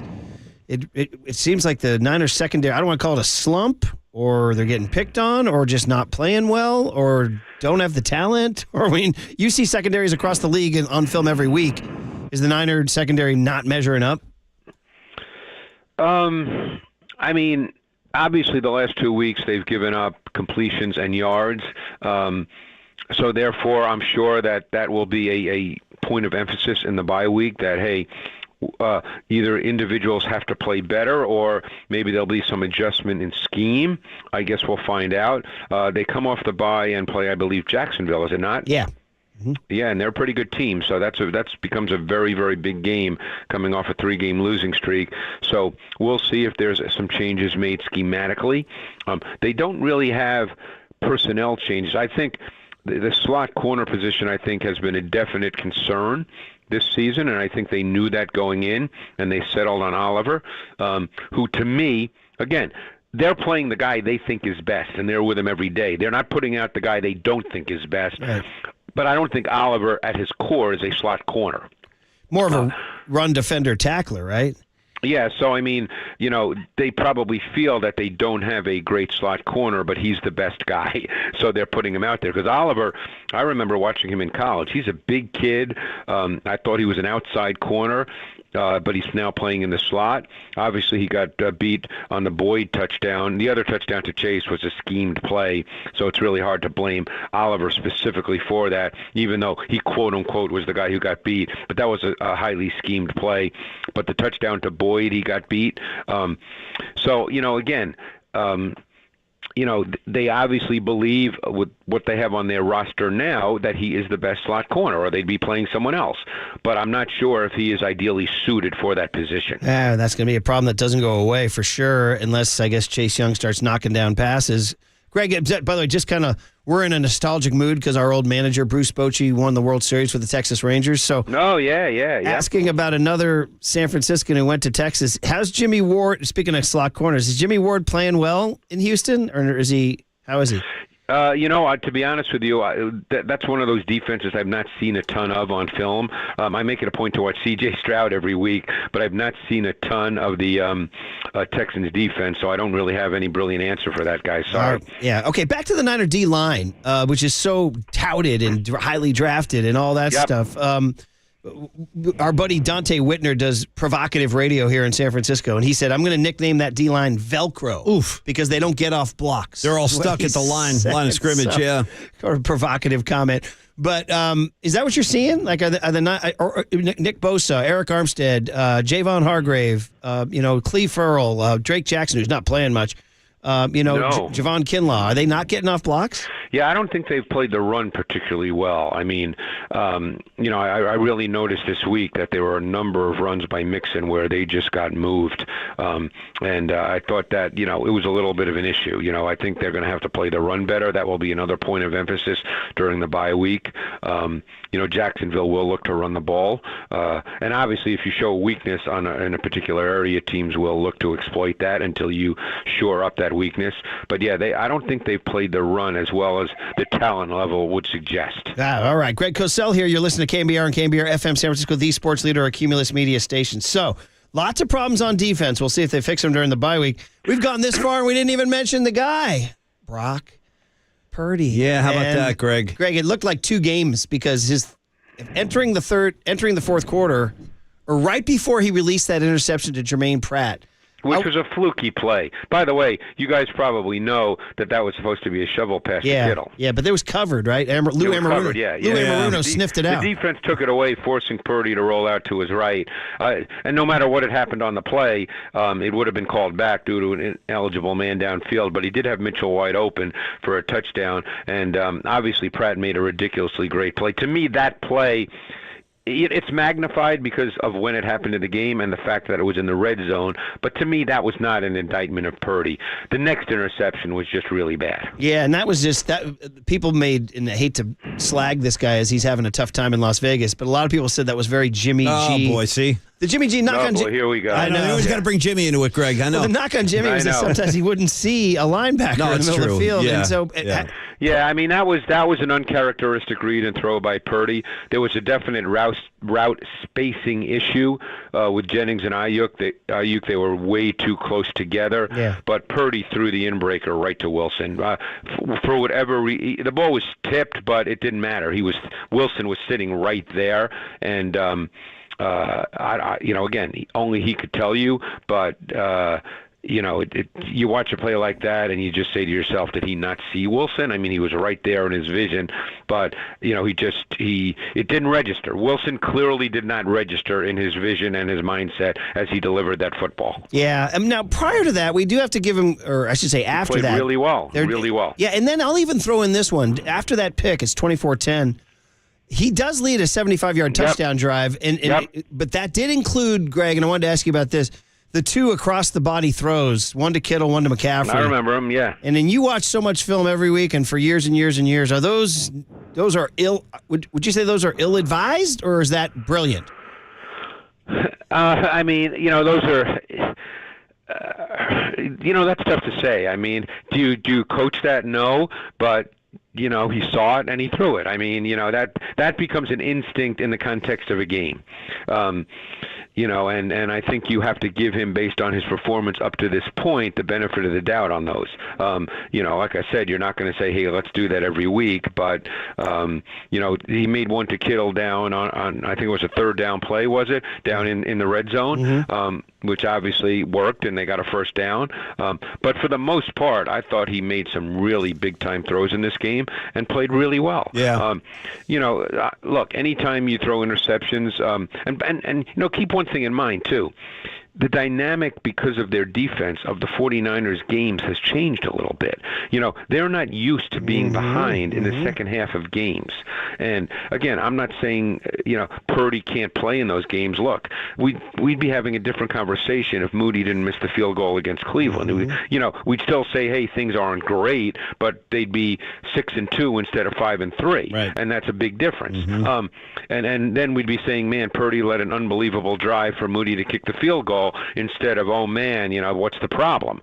So, I think you have to try to be realistic. You have to look at the fact that, yes, you don't want to throw interceptions, and certainly, what he did against Minnesota, you don't want to do that. Those, we discussed those last week. The Wilson one we just discussed was bad, but overall, if you're looking at the big picture of the way Purdy's playing, in the context of the fact that they've been behind, I think he's played pretty well. Yeah, and in specific, is he making some throws that you consider to be high-level throws? Like the ones, like he's going downfield more, Greg. A little bit more. I think I saw there's a stat. You guys might remember the 34-yarder late in the second quarter this week, which was a big-time seam throw against the Bengals. It was the Bengals disguised and then had a late rotation to cover 2, and he made a big-time seam throw to Kittle.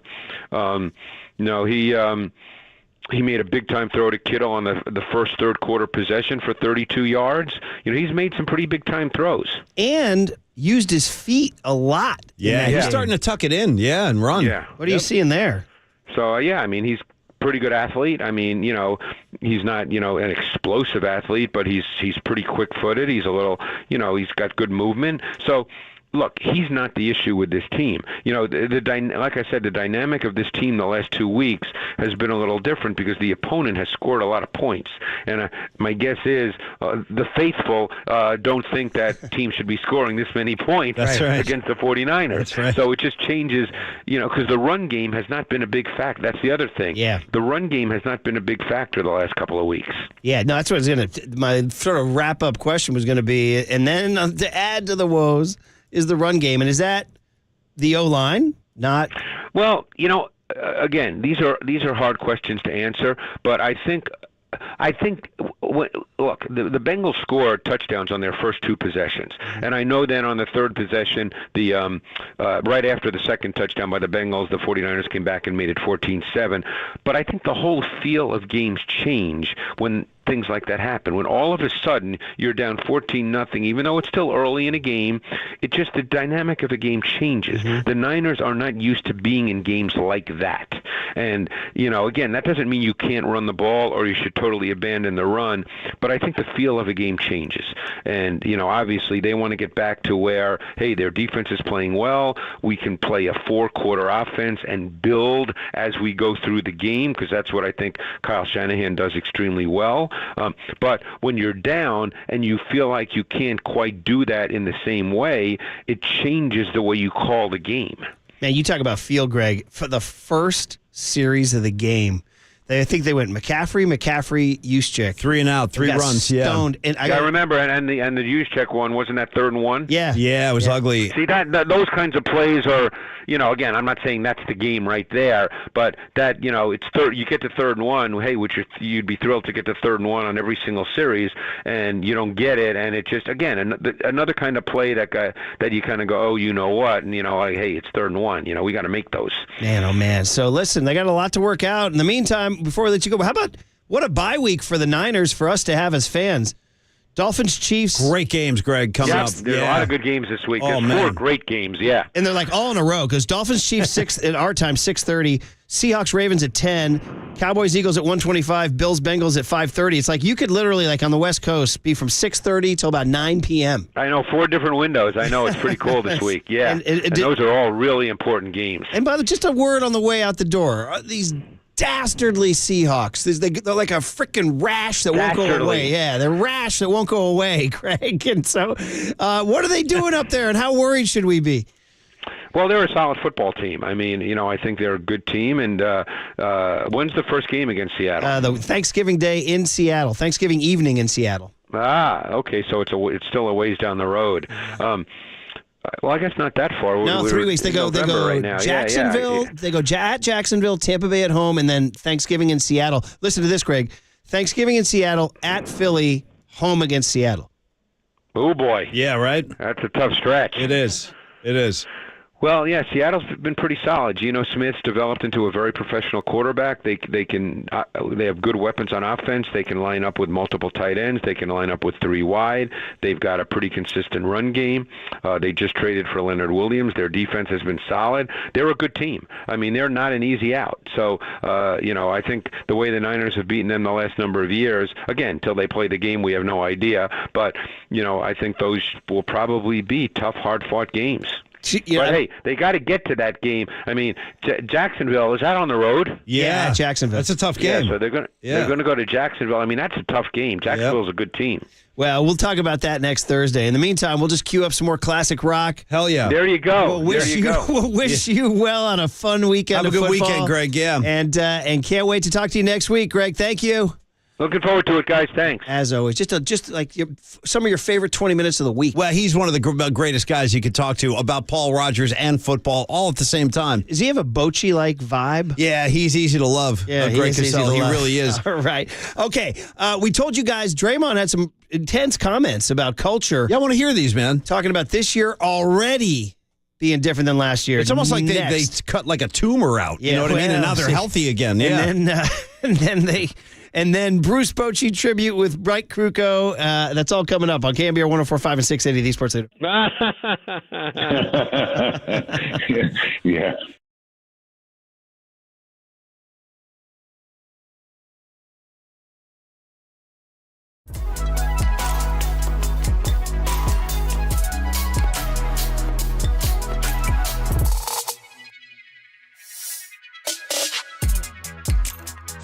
Alameda. Shout out to you for supporting KNBR, Alameda's sports leader. From the Chilton Auto Body Traffic Desk.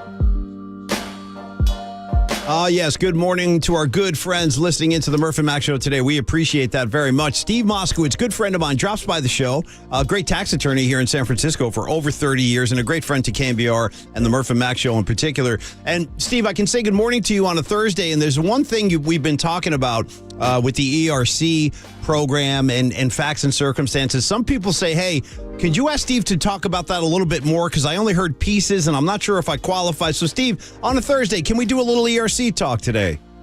Absolutely, and it's so vitally important because, Paulie, there's 2 tests, and you only have to pass one of them. And so many firms that I've talked to are only doing the easy test. It's a math test. It's a certain drop in gross revenue, and that's it.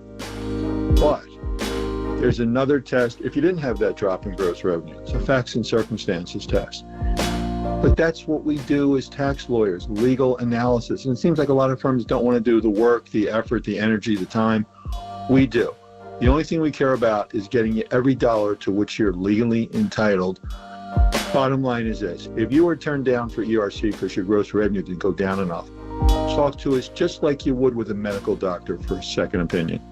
Steve, that's great stuff right there. And I can just only encourage our listeners to pick up the phone and talk to Steve about your situation because ERC relief could really change your outlook. Talk to Steve by calling 1-888-TAX-TEAL and visit Steve Moscowitz online at MoscowitzLLP.com.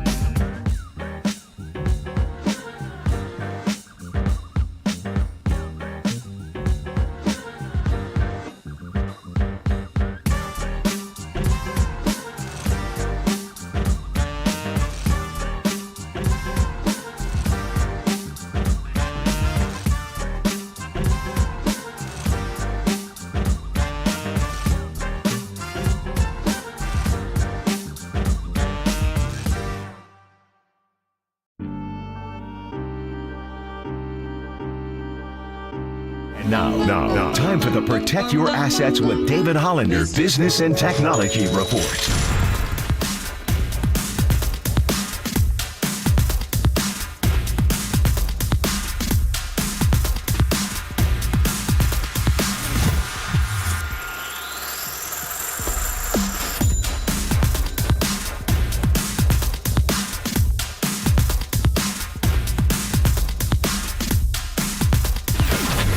This has been the Protect Your Assets with David Hollander Business and Technology Report. Concerned inflation will ruin your dream retirement? Learn more. Listen to David's show every Saturday morning on KNBR or call 1-866-PROTECT. Listen to the sports leader anywhere, anytime. Download the all-new KNBR app. Now, Murph and Matt continue live from the KNBR Casino Matrix Studio. Casino Matrix progressive jackpots are here. Where are you? Just drop in. Please play responsibly. 1-800-GAMBLER. Gets it to Draymond, down to 5. Klay Thompson at 3. Klay for the win. Good! I told you. Klay Thompson is still out there. If you want to take step away, they got another killer. So here we go. Throwing it up. It's got to be tipped in. And the Warriors win it. They set Malik Monk for the weak side. Klay Thompson wins the game. They've now won 4 in a row. Beat Sacramento twice. What a win. What a great game by Sacramento. But Klay Thompson down the stretch, 3 buckets in the fourth quarter. They come from 11 down, and the Warriors will take it and breathe a sigh of relief. Anytime you hit a great game winner, you're going to feel on cloud 9. And if someone isn't, they're just lying to you. So I feel amazing. I mean, I obviously could have played better, but at the end of the day, it's a great win, and I feel just wonderful. Nice. There it is. Very nice. Marcus, you are the master of rejoins. He's killing it this week, man. So, but I was trying to miss, like, they didn't play the Timberwolves. My only guess is they're just partying like it's 1999 because it was fun. That's my only guess. Well, that is true, Murph, but I also want to give a shout out to Steph Curry, who went to Instagram last night, and he posted the clip of Klay hitting the game winner with the caption, "Game Blouses." Okay, nice. wow. So you went Curry write that? That's you awesome. went like next. You had to go to Curry's media. You got to know your Chappelle. You got to know your Prince. Well, and There we also, go. let's I just gotcha. never forget, honestly, let's never lose sight of the fact that I hate to have to put it in perspective like this, but shortly before Prince passed away, which is crazy to say, I'm still not even really accepting of that piece of news. But don't forget, he came in with the walking stick, sat right next to Jumpin' Joe Lacob courtside to watch some Warrior basketball. Like, that was the thing about Prince. All that Chappelle stuff was legit. Like, Prince really loved ball. Murph, would you be shocked to know that I actually have a Prince 45 at home? I swear to God. And on the jacket of the 45, it's like one of the small records. Dude, he's dribbling the rock. Well, apparently, he's in a basketball stance dribbling the rock. I'll send you a picture of it, Marcus. It's incredible. And his hair's out, so his hair's all puffed out. He looks crazy. I think most Prince historians know he was a legit basketball player. That's Like, what I'm he played saying. high school He had basketball. hops and everything, He played, he was like good. Even though he was little, he could had get up there. game. Oh, you don't want to see a guy like that. A little quick water bug out there. You don't want that guy. Murph, especially when he's coming up and getting back on D in heels.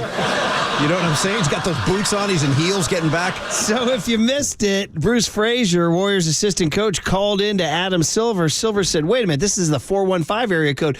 That's your 4th different area code on your 4th different win. He said, that's right, skinny boy. Have basketball will win. Nice. Put it in the books. Golden State Warriors 102, Sacramento Kings 101.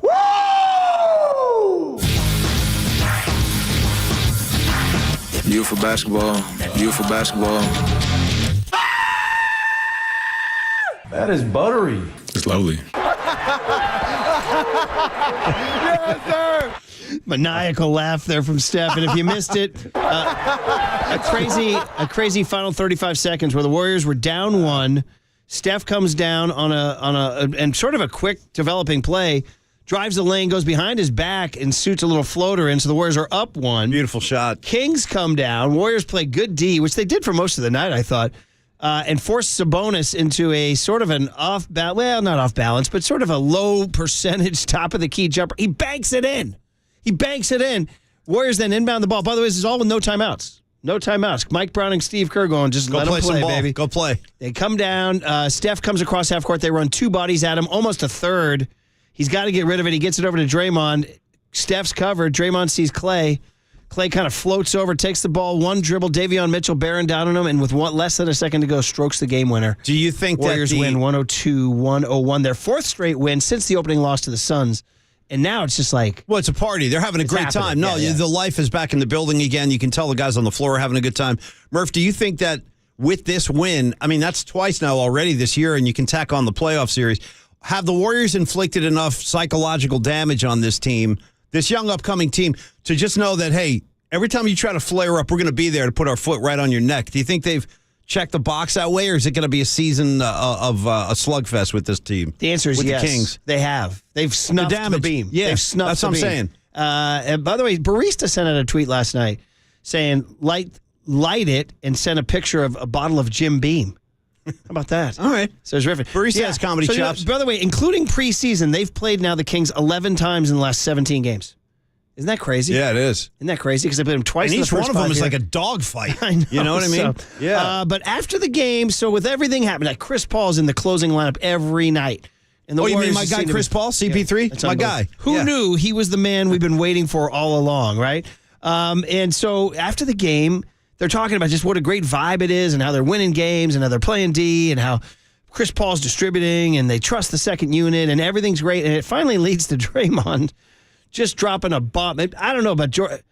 Who else is not on the team from last year that was on the team last year that was is this maybe these aren't directed at Jordan Poole, maybe they're directed at Anthony Lamb. All right. Oh, you think they're taking shots at our guy Dante DiVincenzo? Dante DiVincenzo, because they're just dropping a bomb on last year. Here's Draymond saying this year versus last year, even 5 games into this season. Last year we had an awful team as far as chemistry goes. It was pathetic.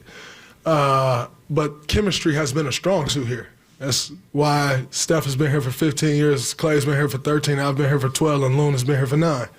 Because chemistry is a strong suit, and Andre Iguodala.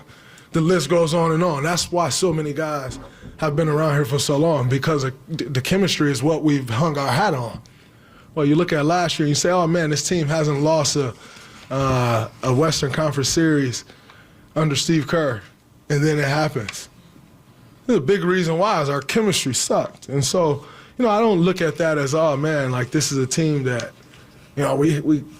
we've struggled with chemistry. I mean, yeah, we struggled with our chemistry for years. It was a one-year thing. Things, stuff happens, and it was an anomaly, but, we're right back where we need to be in that department. And most importantly, I think there's still room and will be growth in that department. I could listen to Draymond talk basketball, talk chemistry all damn day. Well, we got more. Good. But we do. And dude, this is now like putting the NBA on notice. The Warriors' joy is back. Like the strength in numbers, all that stuff. You know what I mean? I feel it too. I feel like Barbosa's out there running around. Big Mo Spates is out there making buckets.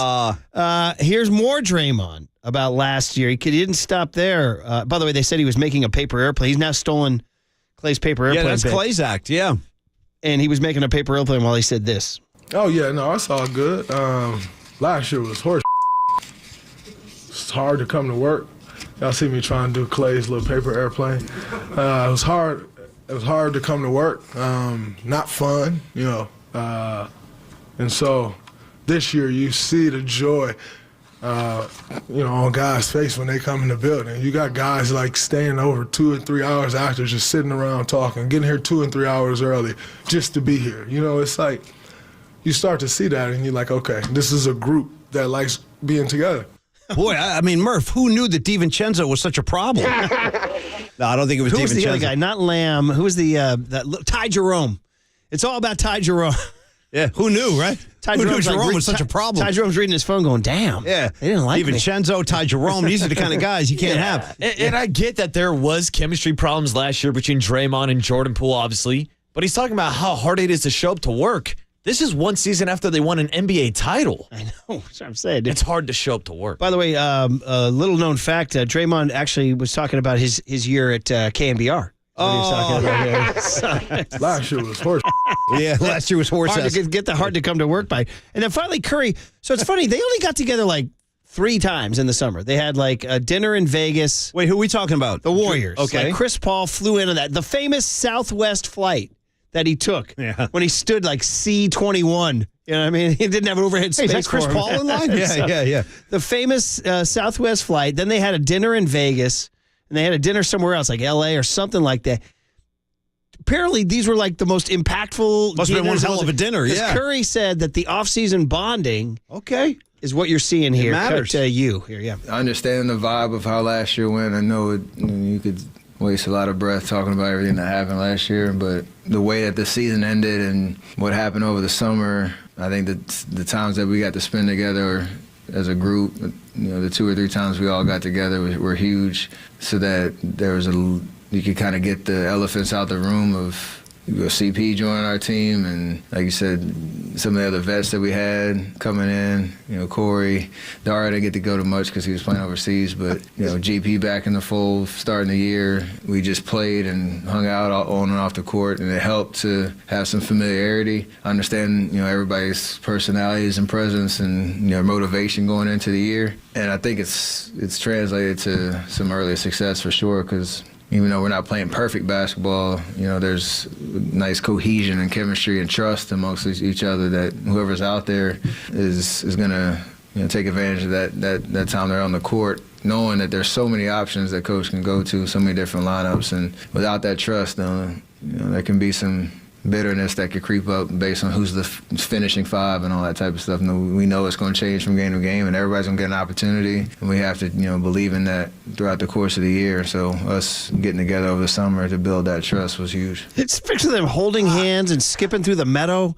Well, dude, I mean, who knew? Like, now it's like, boy, now the truth can be told about the black mark that was last year. Now, a number of texters, and I'll read the various ones. 707 kind of represents them all, but a number of texters on the Golden State Lumber and Building Materials text line well done. It's kind of crazy. The chemistry was terrible last year because Draymond punched Jordan Poole in the face. Right? It's like 209. Yeah, chemistry can be an issue, ... when you're punching out your coworkers, right? So we see all the texts. I get it. Hey, with Draymond, you got to forgive a lot, right? You got to forgive a lot. And by the way, I just want to say 530 just lashing out at us. Said, you barely beat us without Fox. You didn't snuff S. Well, see, they're all upset now. Kings Nation. Yeah, want to get that out there to represent the salt up there in the 916. Hey, man. Hey, we're just reporting scores. Yeah. Bruce Frazier calling in scores. That's it. Anyway, yes, two things can be equally true. Draymond punched Jordan Poole in the face, and things got sorry. And things are much better this year, all right? Two things can be equally true. All right, guys. Well, there you go. Everybody's happy in Warriorland. And by the way, the in-season tournament starts Friday in Oklahoma City. I got to prepare myself for that, like spiritually. Get your popcorn ready. And what happens? How long is this tournament going? What's the beginning? Where's the finish line? Dive into the in-season. Climax is December 7, 8, or 9. Something Question like that. for you, Murph. Let's say you win this damn in-season tournament. Then what happens? What do you get? Like a trophy. Oh yeah, yeah. Anything else? Any prestige? Any like a cool trophy? I don't know. Maybe a day fishing with Bruce Bochy. I was gonna say, how about a gift certificate for Nobu? Make it worth my while. Okay. Speaking of Bruce Bochy, wow. We spent much of the early part of the show just gushing over our favorite guy. You know what's interesting? A lot of listeners have texted in on the Golden State Lumber and Building Materials text line saying, you guys aren't representing Giants fans. We're pissed that Bochy's out here winning a World Series. It's funny, that wasn't my reaction. My reaction was just overwhelming happiness for Bochy. Well, I got news for you, Murph. So I was extremely happy for Bruce Bochy last night. A lot more happiness than the pissed off thing you guys are talking about. But if you really want to stoke up some anger and you want to get pissed off in the shadow of Bochy's greatness, go ahead and dial up your boy over there ordering some Indian food at the gas station. Wow. That might piss you off. Yeah, there you go, man. Gabe Kapler on Instagram posted from Centerville, Oregon. He always starts with a shot of his hand now because he says that authenticizes it. And he's eating Indian food. He goes, stopped in Centerville, Oregon for some gas. Why wouldn't I try some Indian food while driving through Canyonville, Oregon, and getting some gas? Oh, wait, you got to get the crunch. Does it go onto the crunch? Hey, Murph. Because he dips the, we got to go. But tell the people the timing of this thing. He released that like right when the last out was made. There it is, the crunch. You know what I'm saying? All right, Mike Krukow, Bruce Bochy, and then the big hit is Warriors win on KNBR 104.5 and 680, the Sports Leader. Last year was horse.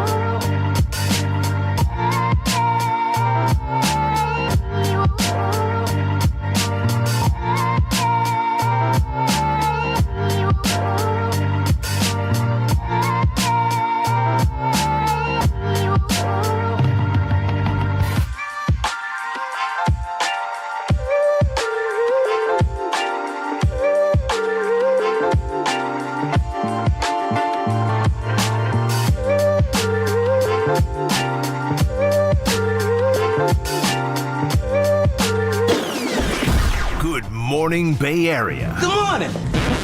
Good Lord. The sports leader welcomes you to Murph and Max Power Hour.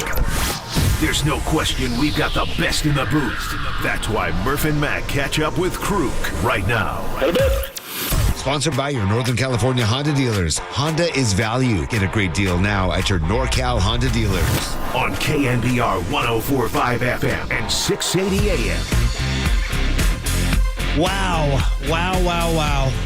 Who would have thought that Bruce Bochy would be a World Series champion, taking over a 94-loss Rangers team, essentially the same roster.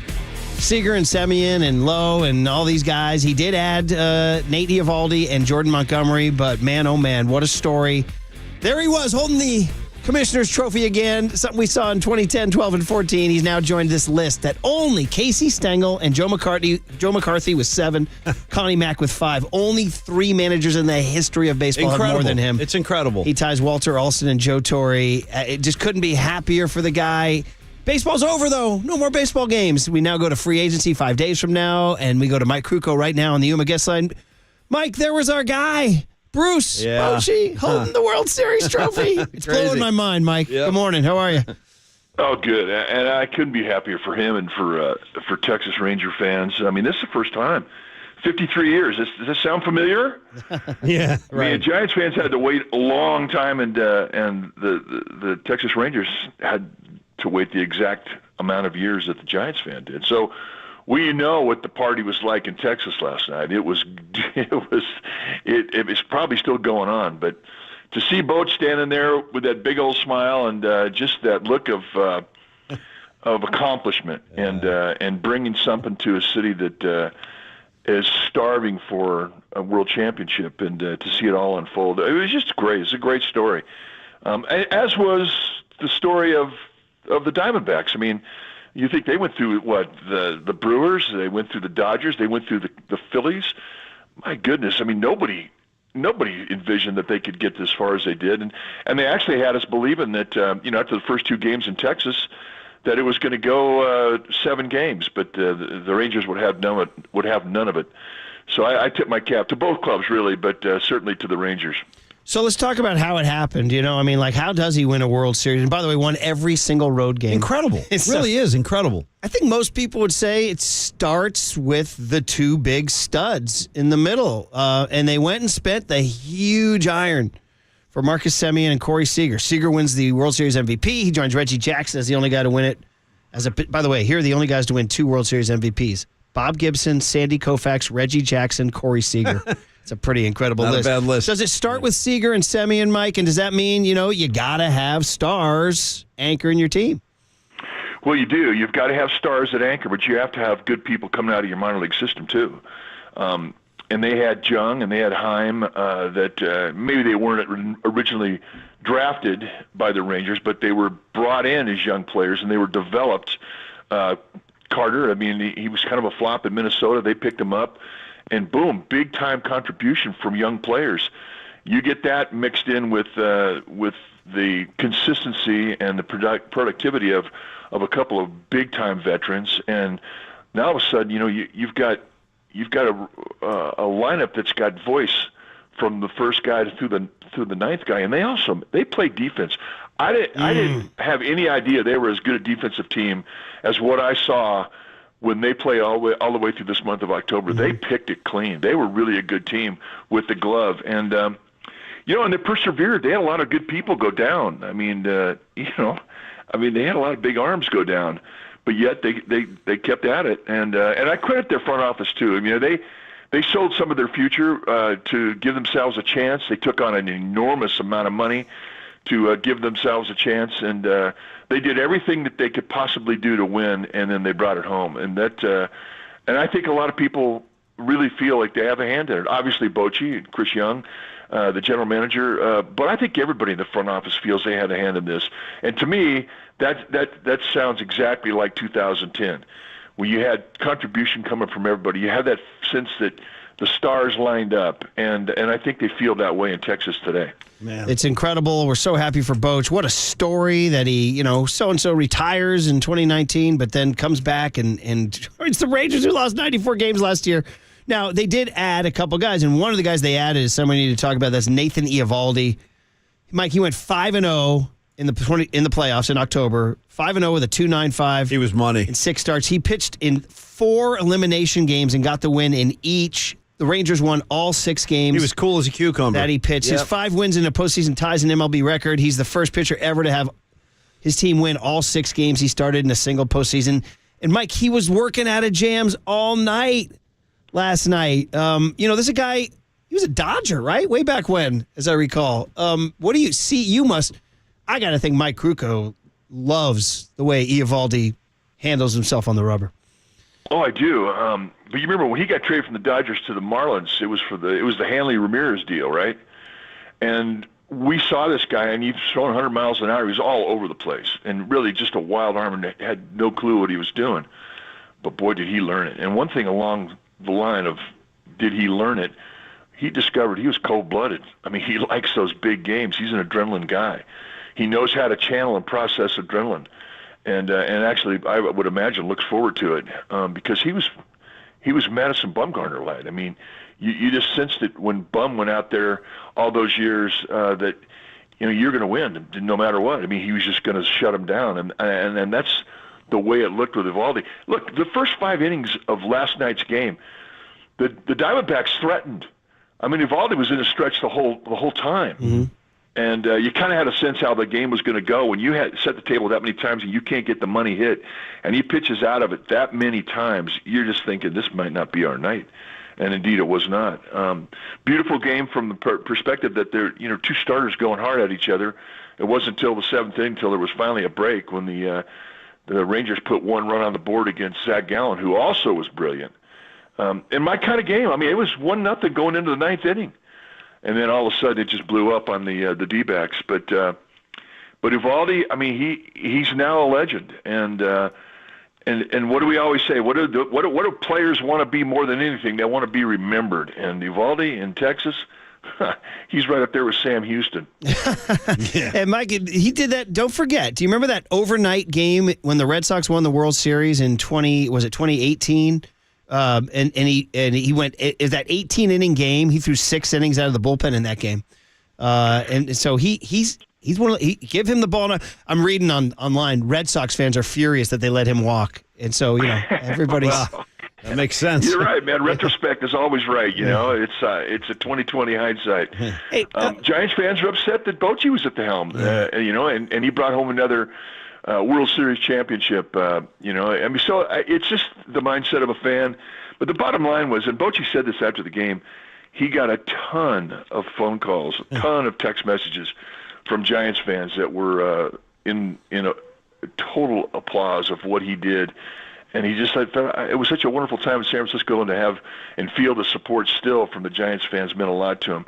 And it's the same way with the Red Sox and Eovaldi. I mean, it's just the way it is. When you have somebody come through your program and through your city and make a contribution to a championship, you don't forget that. And you don't want to see him leave. You don't want him to go off and do another place. But it's very cool that for Bochy and Eovaldi both, they've been able to make names for themselves that will last forever in a couple of different cities. Speaking of a name, how about this statistical oddity? Former Willie Mack Award winner like you, Will Smith, just won his 3rd straight World Series with a 3rd different team. That's a statistical oddity. That's got to be a pretty short list, Maybe he's feeling pretty good. Like, yeah, man, wherever I go, championship. That's where the rings are, yeah. Braves, Houston, Texas, come on. Yeah. I mean, but it doesn't surprise me. Look, he's a specialist at this point in his career. He's a left-handed specialist. He was a closer for the Giants. He was a closer for the Braves. He's in a different role now, but, I mean, he's just one of those guys that's unique. He can give you a different look, a different arm angle coming out of the pen, and he's fantastic in the clubhouse. And he's just one of those guys. He's got such a genuine smile. He reels you in every time he breaks into a grin. And to see him with a grin on his face after the whole thing was over last night, I felt good about it, too, just because of how we got to know him when he was with the Giants. He's a good guy. Yeah, won the darn Willie Mack Award. And like you said, man, a left arm will go a long way. If you got a left arm and you can throw a little bit, then you'll have a gig. Somebody, a lot of people are talking, too, about Marcus Semien when he was with, first of all, he's Bay Area's own all the way. Born in San Francisco, went to school entirely right there in the Berkeley-Albany corridor and St. Mary's High School, and then plays at Cal, and then plays for the A's all those years. I mean, this guy is truly of the Bay. But, Mike, he was apparently an iron glove for many, many years. And a lot of people have written and said, Ron Washington worked his butt off to make this guy a better fielder. And now, like you talked about the glove work, so that's developing, right? And that's what it takes. Like, you get to the bigs and you can still become a different dude. And Ron Washington, I think, gets a little credit there. Oh, he should. I mean, there's one of the best infield instructors in the history of the game. He was iron-handed to his right. And a lot of that, we saw it with Jeff Kent. A lot of that has to do with the footwork to the ball. If you cross over and you catch a ball with as you're a second baseman and you're going to your right, as you're going towards the second base bag, and you catch balls with your leg, your left foot leading, you'll have a straight elbow and you'll have hard hands.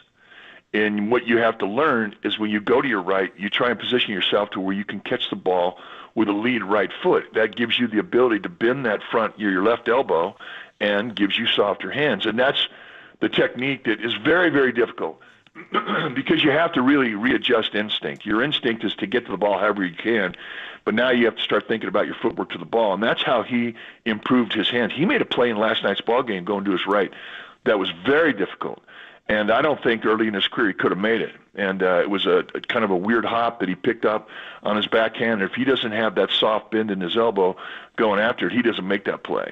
And the only way you make that play is with obviously direction and instruction from a good teacher, but with hard work, because that you have to really change instinct around on that. And he's worked hard, and he deserves everything that he gets. Every buck that he gets, he deserves it. He's a really likable guy and a baseball kid from the Bay, so God bless him, and it's just a great, great story. We're going to read funny text in from the 831 saying, Bochy not having to take a bat out of the lineup for a bullpen arm is like a cheat code for him. I mean, he did it again last night. It's funny, my game 4, he brought in his closer in that blowout game, and we were like, well, what are you doing? And then last night, he didn't. He looked like a Sabors. Got the job done. And I mean, everybody, even Chapman, who's not the same dude, and he kept putting him out there in big situations. That Bochy magic. Counting on big pitches, I guess. I don't know. What do you think of the way he made those bullpen moves? Well, I wasn't surprised at all to see Leclerc come into the game that, was 11-1. Now all of a sudden it's 11-5, and now he's in the ball game. That didn't surprise me at all. When you have a chance to win a game, you win that game. You do not let that team come back. Because if they win, they not only win a game, but they start to win the belief that they can win. And that's what you're trying to suppress when you're a manager. Do not let them have that feeling, especially when you're ahead in the series. So Leclerc in the 4th game didn't surprise me at all. And then, as it turned out, I mean, he didn't really need it in the other games because of the score. And, you would have seen Leclerc in that 9th inning had it remained 1-0. But when the Rangers scored 4 in the top of the 9th, made a 5-0 ball game, they threw Spores right back out there, and he finished it off. But, and that's how you have to play it. I mean, you have to play it with urgency, no matter if you have a 10-run lead. Now, that sounds insane, but that's just the way it is.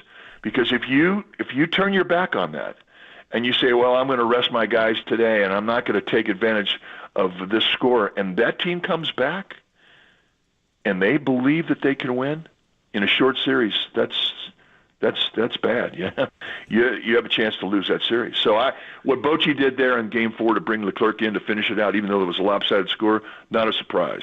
And then going to Sabors. It was a 1-0 game, and he kept giving the ball to Sabors, in the 8th inning. He went exactly out there naked. I mean, that's some of the nastiest stuff we saw all year. He's throwing high 90s with a straight-down breaking ball. I mean, it's straight down, 12-6. There aren't many of those guys around. Except for, like, Kevin Ginkel. He had the same thing with the D-backs. Yeah. Mike, we have to talk about Corey Seager. This is a guy who's now making a bid into, I don't want to say, Cooperstown territory, but maybe. I mean, he's 29 years old. He's a career 292 hitter, career 873 OPS. He's a 4-time All-Star. He's finished top 10 MVP twice. He won Rookie of the Year, a couple of Silver Sluggers. He's now got 2 World Series MVPs. He's that 6'4" shortstop, and talk about picking it. He was picking it, and man, oh man, are we glad the Dodgers let that guy walk, right? Oh, God, yeah. Are you kidding me? Get him out of the division. That's how good that guy is. But what he has emerged into, and I don't think you saw it a lot in L.A. because he was a young player, when you come up from within an organization as a young player, you stay young a long time in that clubhouse. We kind of saw it happen with Belton and with Crawford. And it really wasn't until Bochy left and another manager came in that they were accepted as veterans and not as young players. And for Seager, that was his role when he was with the Dodgers. There were other leaders on that team. But when he got to Texas, now everything changes.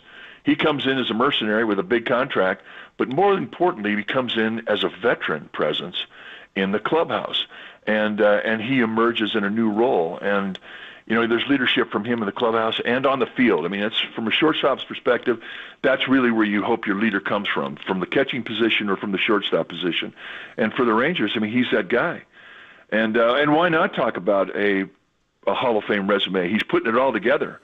And the only thing that would keep him out is if he gets his career cut short because of injury. But you're happy for the guy. He's a good guy, and he's a great player. And boy, does he shine in the postseason! My goodness, what a family! Yeah, they see that he, like we said, only Reggie Jackson and he are the only position players to do it. Wow, it's just an incredible day. So, Mike, just us talking, you, me, and Paulie, and nobody else. What was your true emotion when the Boch won it? Is there any part of you that was? Did you have a pang of like, God, I miss him, or? I mean, or was it pure joy? Like, it's hard to be like super happy for your ex, right? I don't know. What was the true Mike emotion? Well, I've always said that when you get a chance as an athlete to play in the big leagues, you want to maximize your stay there because it's so special. You want to squeeze every day that you can, every at bat that you can out of your talent, every pitch out of your talent. And it's the same way for a manager. I mean, you want to stay as long as you can. I truly believe when Bochy left, it was time for him to take a break, health-wise. I mean, he stayed out for 3 years. He said in his interview last night, had he not gone to the WBC and been the manager for the French team, remember Bochy was born in France. Yeah. And he was an Army or an Air Force rat or brat. But he went and he managed the French team. Now they lost 2 games, but he said, I miss this. After 3 years, I miss this. So I was really happy for him. Look, I missed him the day he walked out of our clubhouse just because of the type of person that he was, obviously because of the impact he had on the Giants team. But I also was concerned about his health. I mean, he had some ablations with his heart, and that's a stressful job. I mean, there's a lot going on there that you have to suppress, and it's tough on your body. I do think the time away from the game allowed him to get healthy, and I don't know if he's going to come back this year after winning the World Series in Texas. Yeah, I don't know. Yeah, right. I mean, I could see him walking away. I don't know. I mean, he may do what Dusty did, and after Dusty won with the Astros, come back and see if you could win another one. But I don't know how much more time he's going to have. Yeah. So for me, it was just pure joy because of who he is, what he means to a clubhouse, and what he means to Texas Ranger history.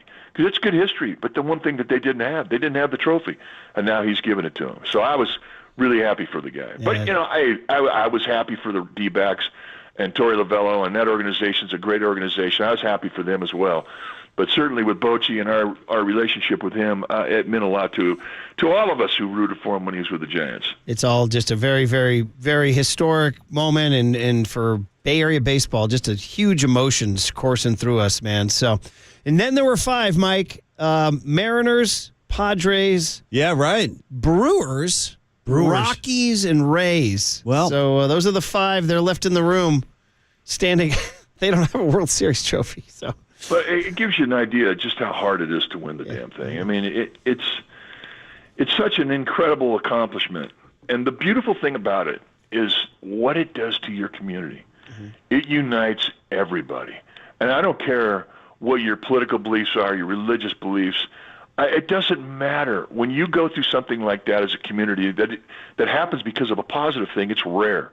Normally when you go through it as a community, it's because of some tragedy. It's because of an earthquake. It's because of a flood. That's what unifies a community.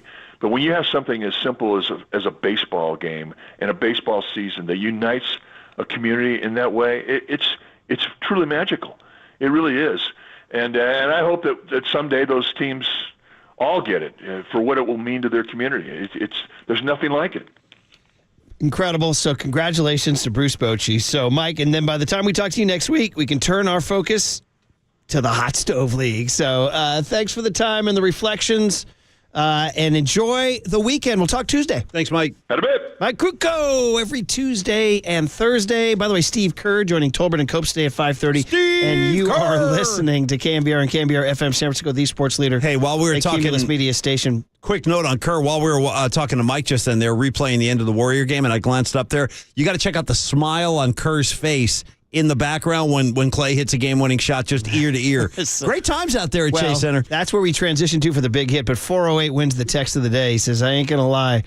I had the Cars, my best friend's girlfriend, in my head last night. See Bochy bopping down the street with his new World Series trophy. Bum, bum, bum, bum. We should hear that today, yeah. Oh, man. There'll be new teams that he meets. Yeah. My best friend, my best friend Skipper. He used to be mine.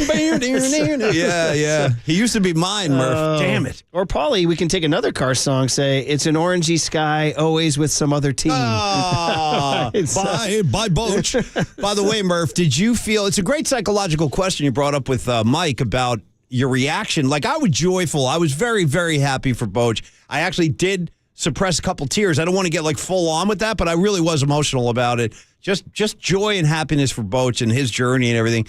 But you're talking about like that pang of like difficulty. Did you have some of that? Like, it's a very interesting take, because nobody is more petty and bitter than me. I am like the petty and bitter king. And truthfully, I felt it's very rare, and I've said this a couple times in life. That speaks to Boch, man. It's very rare that there's people I'm truly happy for. Yeah. Because most people are like, hey, blank them. You know what I mean? Blank that guy. See that guy right there? Blank him. Seriously. And like Mike Kruko and Kipe used to say to us during losing streaks, he said, hey, 75% of the world doesn't care, and the other 25% are happy that you're suffering. Right. You know what I mean? So honest to goodness, felt total joy and happiness. I was so happy for him. I was rooting like hell for him. I was like things would happen. I'd be like, come on, pick that. You know, I was like rooting for the Rangers. Like, get out of here when Semien hits the ball. So I was like, that's the Bochy effect. I truly wanted him to win it. I'm with you. I love him. I love everything he's done for us. I love the way he carries himself. I love what he does for baseball. I love and let's be honest now, this gets into the petty and bitter part. I like that he represents the other side of baseball that I don't love so much. You know, I mean, the way he handles pitchers and the way he handles lineups. Well, you know what? It all results in a World Series title for him. So, but you got to have horses, man. You know, the funny thing is, Seager and Semien. Even though Murph and I were happy last night, Marcus, Murph and I together were on text thread. Shout out Mikey V with guys coming in like, oh man, he used to be here and now Farhan pushed him out, and like there was some bitterness that you're talking about. We're getting it on like on the Golden State Lumber and Building Materials text line. There are a lot of people say you guys are missing the plot. I'm pissed. Yeah, I'm not. I mean, Marcus, you're not a born and bred Giants guy, but you have a good pulse. Did you sense that more people were pissed or happy, or were you pissed or happy? See, that's the thing, Murph. I think it's a little bit of both. I think people are happy for Bochy, but at the same time pissed off at the Giants that Bochy's no longer the manager. So you're going both. I think it's both. Two things can be true. We can be happy for Bochy, but then you look at the situation going on here, and you look at the fact that the Giants have had one winning season since Bochy left. You know what I mean, Murph? It's like ordering a black and tan. It's a little of each right there. A little happiness, a little pissness. Pissness. I'm inventing words now. Yes. The Bochy effect for me was just overwhelming. I love him so much. I'm just so happy for these guys. And what he did for us is irreplaceable. By the way, he now has more championships than Bill Walsh. Oh, damn, man. Yeah. I don't know. It's kind of weird because the fourth one's in Texas. And that by the way, really you know work. what? Never I'm mind. all good if Boch wants to get on his horse and ride off into the sunset. That's the other thing. Is he going to retire? Go ahead. Go back to the ranch, dude. Play with your grandkid. What else do you have to prove? Well, I'll ask him a question. I said I would ask him that, but he's just still waiting for me to shoot him a text. I was just trying to work for the shoot. Shoot me a text. Thank you. That's what I was looking for. Shoot me a text. All right, guys. Okay, we pivot to the big hit, which was when the game ended. By the way, 2 hours and 54 minutes. This pitch clock was a raging success. Those games used to be 3:49. You know what I mean? So we're getting so much more sports in our life because the World Series ends and you go over and the second half of the Warriors is just beginning. And that's our big hit because the Warriors did it again, and they did it in dramatic fashion, and they did it to the rival Kings. Big hit next on KNBR 104.5 and 680, the Sports Leader. This is some kind of good. This is unbelievable. Mike Krukow with Murph and Mac has been sponsored by your Northern California Honda dealers at NorCalHondaDealers.com. The Murph and Mac Power Hour surges on. Next on KNBR 104.5 and 680, the sports leader. Livermore, shout out to you for supporting KNBR, Livermore's sports leader. Here's what's trending now. Trending now. On KNBR.com. Bruce Bochy does it again. Last night, Bochy and the Texas Rangers won their first World Series title in franchise history. So to read all about Bruce Bochy winning his fourth World Series ring, check out that story and more trending now on the all-new KNBR app. Palea, boys.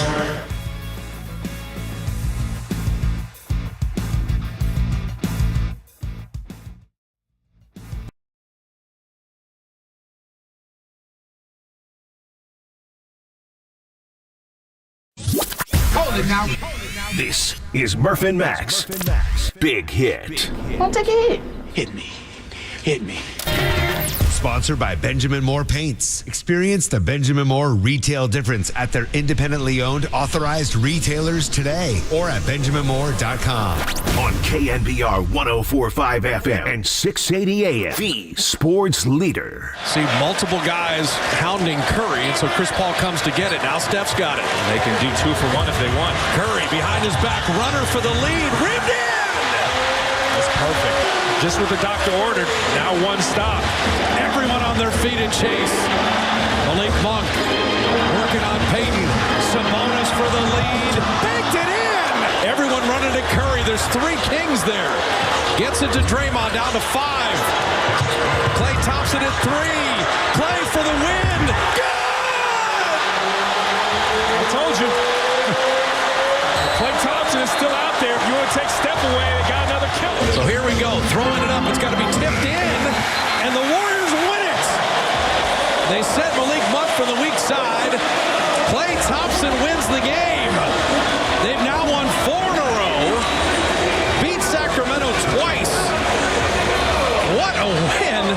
Hold that, haters. There it is. The big hit is Klay, baby Klay. And Marcus, or Triple E, has put together his little montage of photos for the big hit that includes Klay making the shot, holding the form, and then throwing a paper airplane in his press conference there. So there you go. The big hit was exactly the Warriors bringing a lot of joy last night to that rivalry in which the Kings can't get over on the Warriors. They just can't. They lose the 7 games in the spring. They lose the first 2 this season.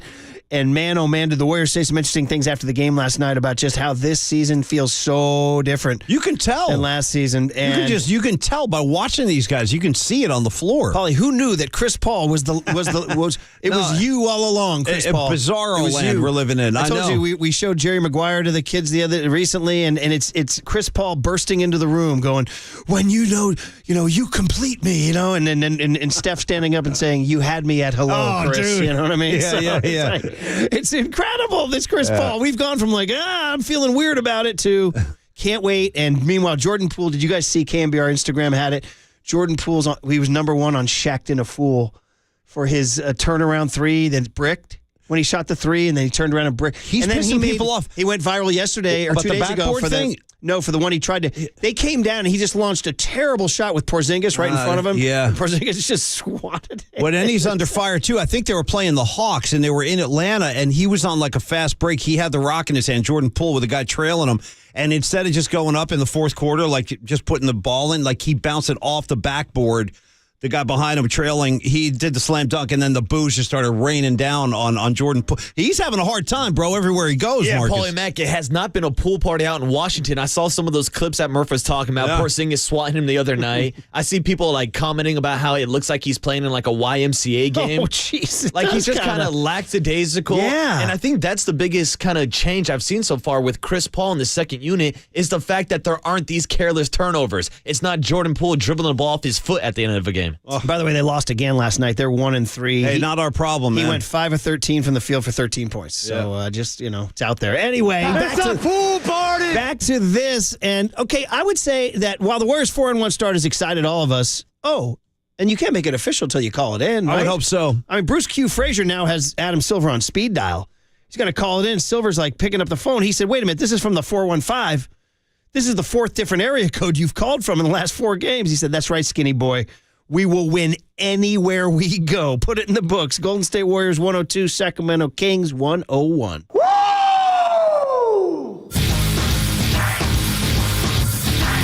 Beautiful basketball. Beautiful basketball. That is buttery. It's lovely. Yes, sir. And maybe the only thing, there's 2 guys that have not gotten off to good starts. One is Andrew Wiggins, and we'll continue to talk about that as it gets going here. The other is Klay Thompson, and this is with, the hanging over his head. Is he going to get extended? Is this his last year as a Warrior? And I would say, it was like my buddy Cos texted me. He goes, hey, man, this Warriors season's going great. He goes, and once we exhume Klay Thompson, things will get even better. But I'm looking at his stats. They weren't, Paulie, Marcus, they weren't that bad. He was shooting in November, going into last night, he was shooting 47% from the field, 40% from 3, averaging 17. So, I mean, maybe it's, I don't know, it's just a look. Maybe he's a little bit down from where defense. He's not the same. No, he's not. Unfortunately, I think since the injury, he's never really gotten back to that premier defender that he really had become. And then last night, he wasn't until he made that shot. He was 5 of 14 going into that last shot. So I think it's when you see Steph Curry going for 40 multiple times already this season. We just haven't seen a Klay Thompson moment this season. I mean, we're only 5 games into the season like now. A signature moment, but you mean? Last night was a big moment. Yeah. Klay Thompson essentially hitting a buzzer beater to win the game. And you know what's really cool about that is watch the way Draymond Green reacts. He gets in his face, they're chest bumping, and Draymond's telling him bro, you're a badass. Dude, it's a real you can tell you're a badass. Intimate moment between the two of them there. At one point, they're so close. Draymond buries his nose in Klay's cheek. You guys think I'm kidding, but I'm not. Watch After the the replay. show, sometimes Paulie buries his nose in my cheek. I do it a lot on the daily. So here's Klay on hitting a game winner. Yeah. Oh, I feel After great. the game. Anytime you hit a great game winner, you're going to feel on cloud 9. And if someone isn't, they're just lying to you. So I feel amazing. I mean, I obviously could have played better, but at the end of the day, it's a great win, and I feel just wonderful. I feel on the boat and headed on home.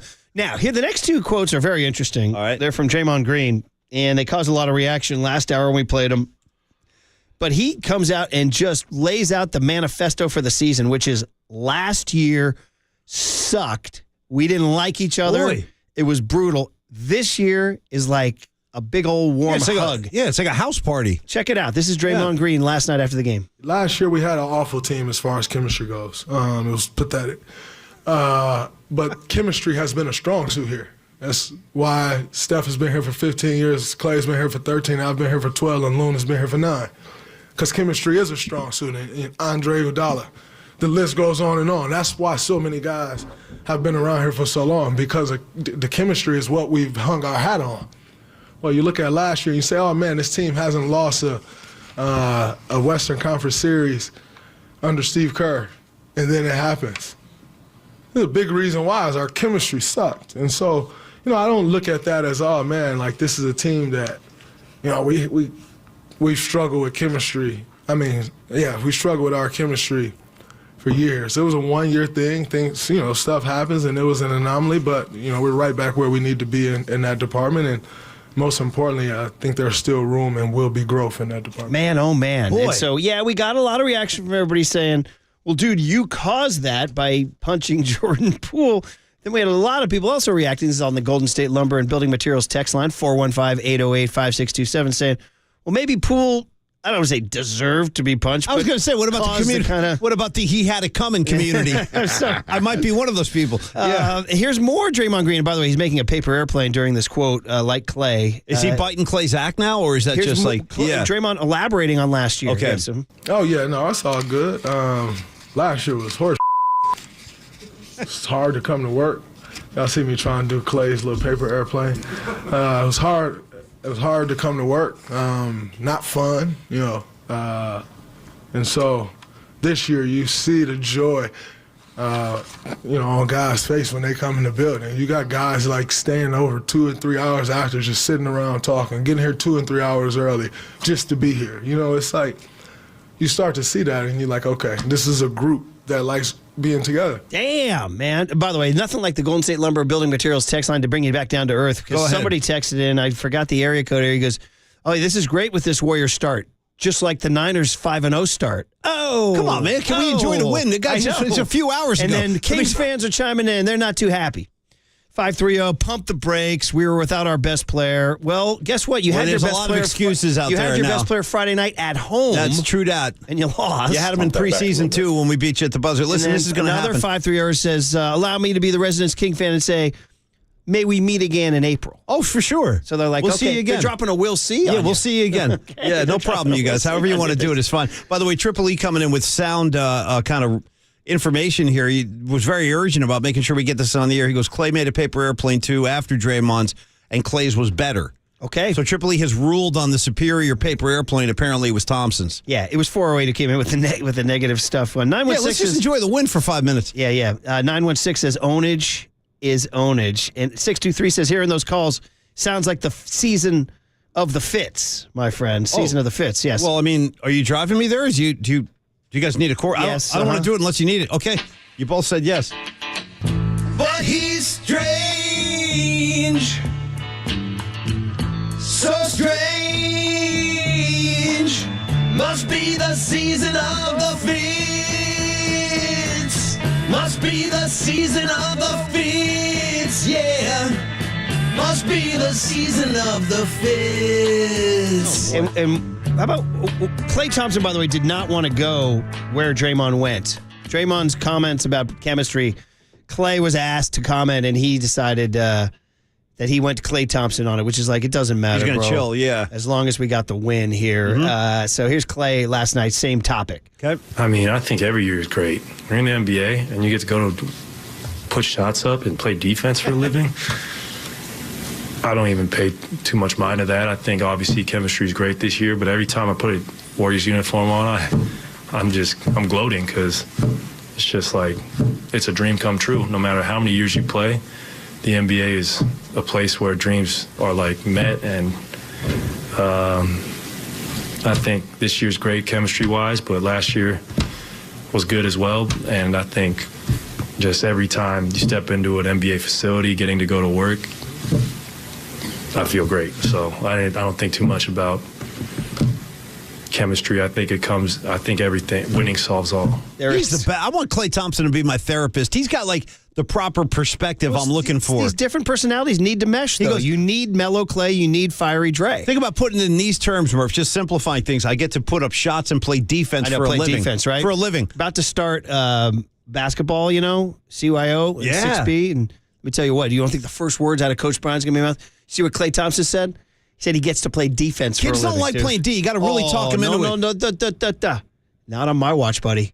You got to really get them there. We take profound, soulful pride in our defense, buddy. There we go. So that's the hallmark of we once won a playoff game 13-12. All right, buddy? That's my kind of game. I tell the kids all the time, I don't care about the number to the left of the dash. I care about the number to the right of the dash. All right, buddy? So I learned it from KC, who said, sometimes he'll do a whole first week of practice without even a basketball on the court. Shout out Gene Hackman. To set the tone. If that's okay with Marcus. So, yeah, I don't want to say the wrong thing. Well, in Hoosiers, they practice without a ball. But we took a lot of grief. Copes used to beat up Murph like on the daily about being a fan of Hoosiers. So I don't know. Are you in that same that's when I realized it all changed, and that's when the generation gap began. Are you on board with that too? Like you reject Hoosiers? I wasn't a huge Hoosier fan. See, there it is again. That's why I said I got mind-blowing. With apologies to Marcus. Mind-blowing. But Hackman practiced without a ball too. Yeah, you guys are the same guys that don't like the Sandlot. I didn't say I hated it. I said here's my take on the Sandlot. It's fine. It's fine. That's my take on Hoosiers. It's fine. Okay, that's all right. That's all right. When they do come get us, and they will get us soon. Yeah. And somebody calls, like Steve Berman from The Athletic will call and like, hey, man, what'd you think about your run at KNBR? I'll be like, I knew it was over when the new generation came in and hated Hoosiers. Well, let me put it to you this way, Marcus. All I know is you got Hoosiers and you got Sandlot, right? Only one of those films has Dennis Hopper. That's the one I'll be watching right there. Very good. Yeah. Meanwhile, here's classic Klay after the game with Fitz and Kalena on the court. He's in his Klay kind of blur because they just won. Yeah. They're talking about the fact that they're on this crazy road trip, which Steve Kerr said makes zero sense. I love Murph's new Steve Kerr. I hope you guys are enjoing this. Did you know the Warriors play 8 games in 8 different cities? One of them is San Francisco in the middle of it all. So, by the way, they go to Oklahoma City Friday night to start the in-season tournament.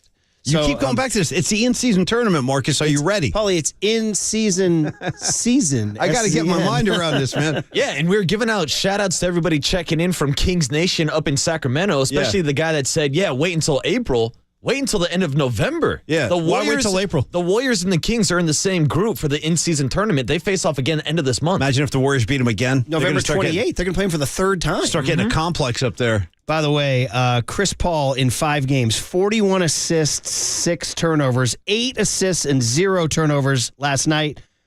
The Warriors ranked last in the NBA in turnovers last season. That stat brought to you by Raymond Ritter. Nice, Raymond. Right there, so. That's what I'm talking about. Raymond likes a big hit.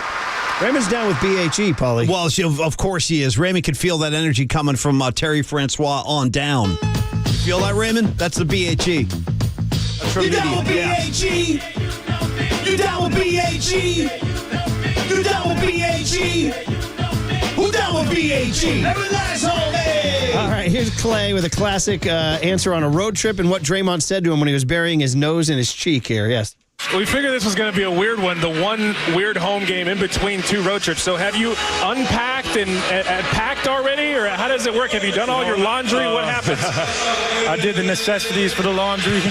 Bag pretty much stayed the same. I got the chessboard. I got the Kindle. Nice. I'm ready to go back on the road, baby. Nice. Hey, what did Draymond have to say with you after you made that shot? I'm always looking for you. I don't know. The rest was a blur. So good. So good. And by the way, did you see the NBA dropped their, where we're talking about Raymond Ritter, the NBA dropped their new City Connects for this year.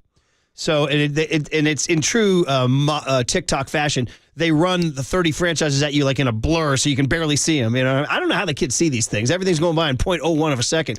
At least Hoosiers, the camera stayed on the scene for longer than 0.01 you know what of I mean? a second. Even when they didn't have the ball. But anyway, they sent us a package. We want to thank them. And for all of us watching on YouTube and the KNBR app, which is Twitch, here's what the Warriors City Connect looks like. You got show and tell going. What do you guys think? Actually, it looks better on the screen than it does in your hand. I like the way it looks on the screen. That's going to be the new City Connect. Yeah. I actually like it. Triple E does not. Maybe it's like a hill going uphill, like a San Francisco hill. Yes, Yeah, it's like a little cable car. It's starting to win me over now. Yeah. And by the way, there's Triple E is holding up the new banner. Get out of the way. That's pretty cool. Yeah. The city calls. I like it. Reminds me of a little cable car up and over Nob Hill. I think Triple E should drape that over his bed like a mosquito net. You know what I mean? Just keep the bugs away. Just have that thing like enclosing him at night. By the way, they sent us number 30. Who's 30? I forget. I got to look that up. Yeah. Who? I'm sure that is. There you go. All right. Last cut, and then we got to get to the cooler of content because we haven't mentioned all morning long. It's Bobby Knight. Yeah, that's right. It's a big one. The general. Yeah. Paulie and I, rare disagreement. Well, like a lot of people going to go different ways on Bobby Knight. You know what I mean? So, anyway, here's Steph saying when he saw, this is Steph the poet, when he saw Draymond loving up Klay here. Yeah. Honestly, for me, like, just watching it, I was in the corner when I kind of cut through. He makes a shot, I look up, it's 0.2, so you have a good feeling that it's over.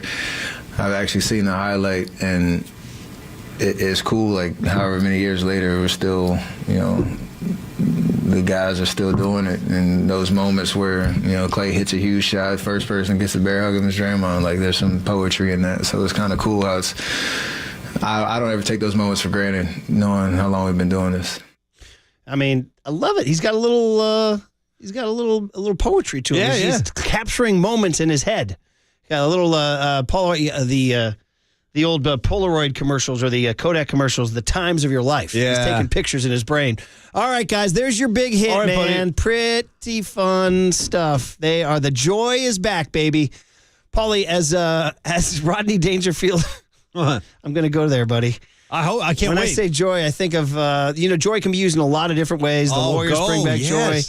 Rodney Dangerfield's new son-in-law in Easy Money said that he was preparing for his wedding night with Rodney's daughter, and he was a man of Hispanic descent, Latino descent, and he told Rodney, his new father-in-law, that he was preparing for his wedding night because he read a book called Say it.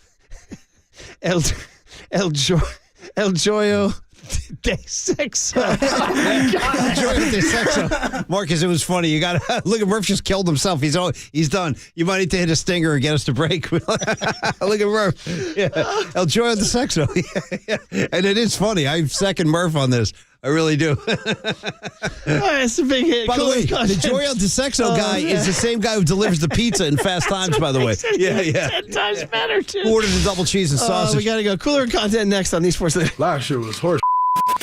You're listening to Murph and Max Power Hour. Now on 104.5 FM and 680. This is KNBR, the sports leader. Here's what's trending now. Trending now. On KNBR.com. 49ers GM John Lynch stopped by the morning show yesterday with Murph and Mac to talk about the NFL trade deadline and the 49ers going out and trading for Chase Young. To hear that podcast and more, check out what's trending now on the all-new KNBR app.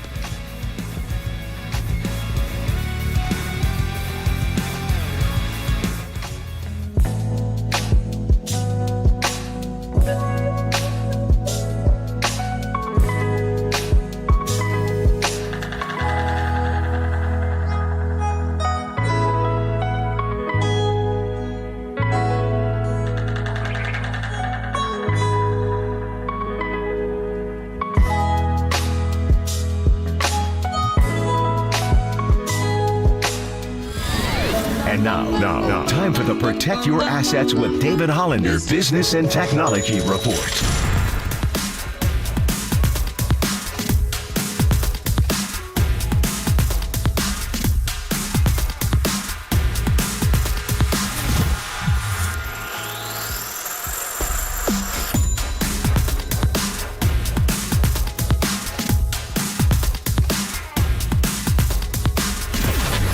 This has been the Protect Your Assets with David Hollander Business and Technology Report. Do you want to pay less taxes this year? Learn more. Listen to David's show every Saturday morning on KNBR or call 1-866-PROTECT. All right, everyone, chill. This is the Cooler. You are not sending me to the cooler of content. Murph and Max Cooler of Content is sponsored by Mancini Sleep World. Sleep better, live better. Visit sleepworld.com. And by Marin Health. Marin Health Medical Center and Marin Health Medical Network world-class care. Closer than you think. On the sports leader. I'm still drying off my sweat. Me too. Tears from that laugh from Rodney. Hey, man, Rodney, what are you going to say about Rodney? Come on, man. All right, Cooler of Content is filled with a lot of stuff. There's a lot of good stuff. Let's get into it. This is controversial, man. We're going to stir the pot here. Because some people are like, no, don't play it. And other people are like, yeah, play it. Stir it up, Bob Marley style. And people are wondering the psychology behind this because literally in the 5-minute window that the last out was recorded and the Rangers were jumping up and down on the field, Gabe Kapler posted an Instagram story from a gas station in or a place in Oregon. By the way, I want the audience to know Murph is not kidding. This is not a joke. He shows his tattooed hand first, and then the camera swooms to the table where he has pita bread and non-bread and Indian food, some like maybe curry or something. I don't know. Here it is. Yeah, why wouldn't I try some Indian food while driving through Canyonville, Oregon, and getting some gas? And that was posted literally at the moment the Rangers won the World. So people are saying, A, is he just There's two scenarios. Or B, is he trolling? Or C, is he insecure? Be fair to Gabe for 5 seconds, and I'll say it like this, because I asked you, I think it was on the air pretty recently. We were talking about Madison Bumgarner when he texted Bochy and said, hey, I'm ready if you need me. And then I asked you on the air, I think it was on the air, Murph, and I said, do you think Bumgarner's even going to be watching the playoff games? And you were like, probably not. So maybe, I'm just going to try to be devil's advocate for 5 seconds. Maybe Gabe is just off on his trip.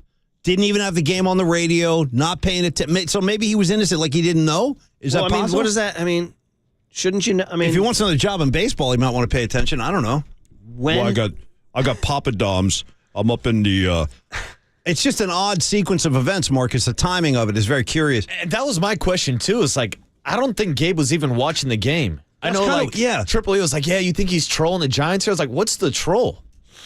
Bruce Bochy won a World Series. He doesn't have a job. That's another good. What kind of leg does he stand on to troll? I don't think he wants these. Good point. Honestly, he'd be better off like at the Food Network or something, or like Travel Network doing his travel cooking show. Because he's good looking as hell. I've got some basil. He's still good looking as hell. He could look great on the TV. He could be a model. Do his stand up. So this week we're going down to Belize, and he'd be walking across the beach shirtless. Oh, the Speedo. Hello. Today's episode is Belize. It's the home of the coconut. Yeah, exactly. You know what I mean. He's like with a Speedo. People would tune in to see that sexy monster. The ladies buddies love him, man. Yeah, I wouldn't be shocked if MLB Network gives him his own like cooking and travel show where he goes ballpark Cooking to and travel. ballpark, trying out different ballparks. Tonight we camp seaside along the beaches of La Jolla. You know what I mean? Like, For it says Kapler eating non-bread. Giants will be signing non-free agents. That's pretty good. Okay, well, that's it. We'll move on. Let's get to Boch. All right. I mean, this was emotion. That was fun, though. You guys want to hear Bochy in Champaign? Hell yes. Winning, of course, a World Series. I don't know where to start, man. I tell you what, I've seen some things, but what you guys did to do this is truly incredible, man.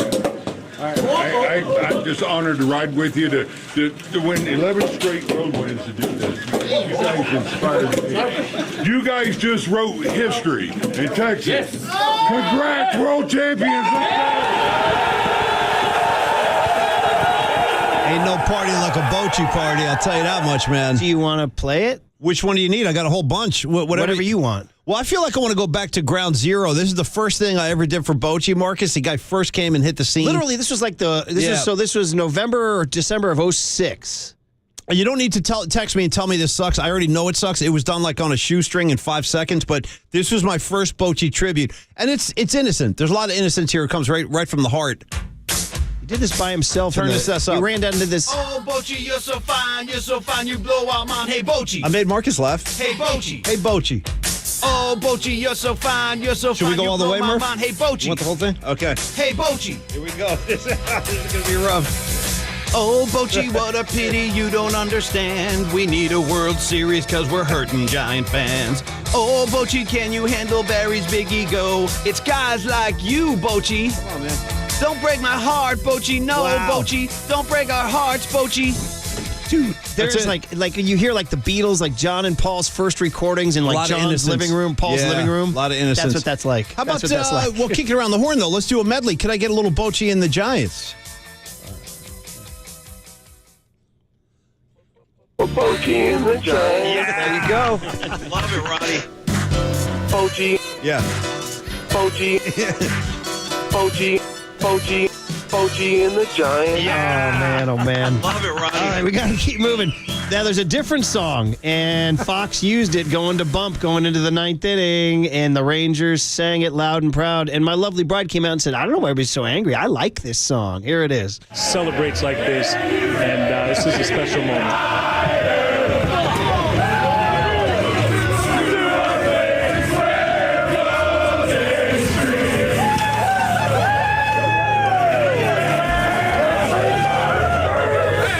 Hey, man, if the Giants had adopted it, we'd be in. We'd be in. We'd be all in. By the way, I told you I heard those guys on Sirius XM doing the morning show. They got Scott Stapp and Mike Tremonti, or is it Mike Tremonti? Tremonti, anyway. They got him on a Zoom, and this was before the World Series. They said, like, would you guys go to the parade? And Stapp and the guy were... I demand it. They were on the air. They're like, would you do it, Mike? They're like, Scott, let's do it, man. So 100%. They were... I don't know. Would the Texas fly him down? I've already told you. I've already envisioned this parade in my head, Marcus, and it is as follows. First car, Bruce Bochy and Kim, the King and the Queen, riding right down whatever it is, Main Street, Arlington, or whatever the hell they're going to do it.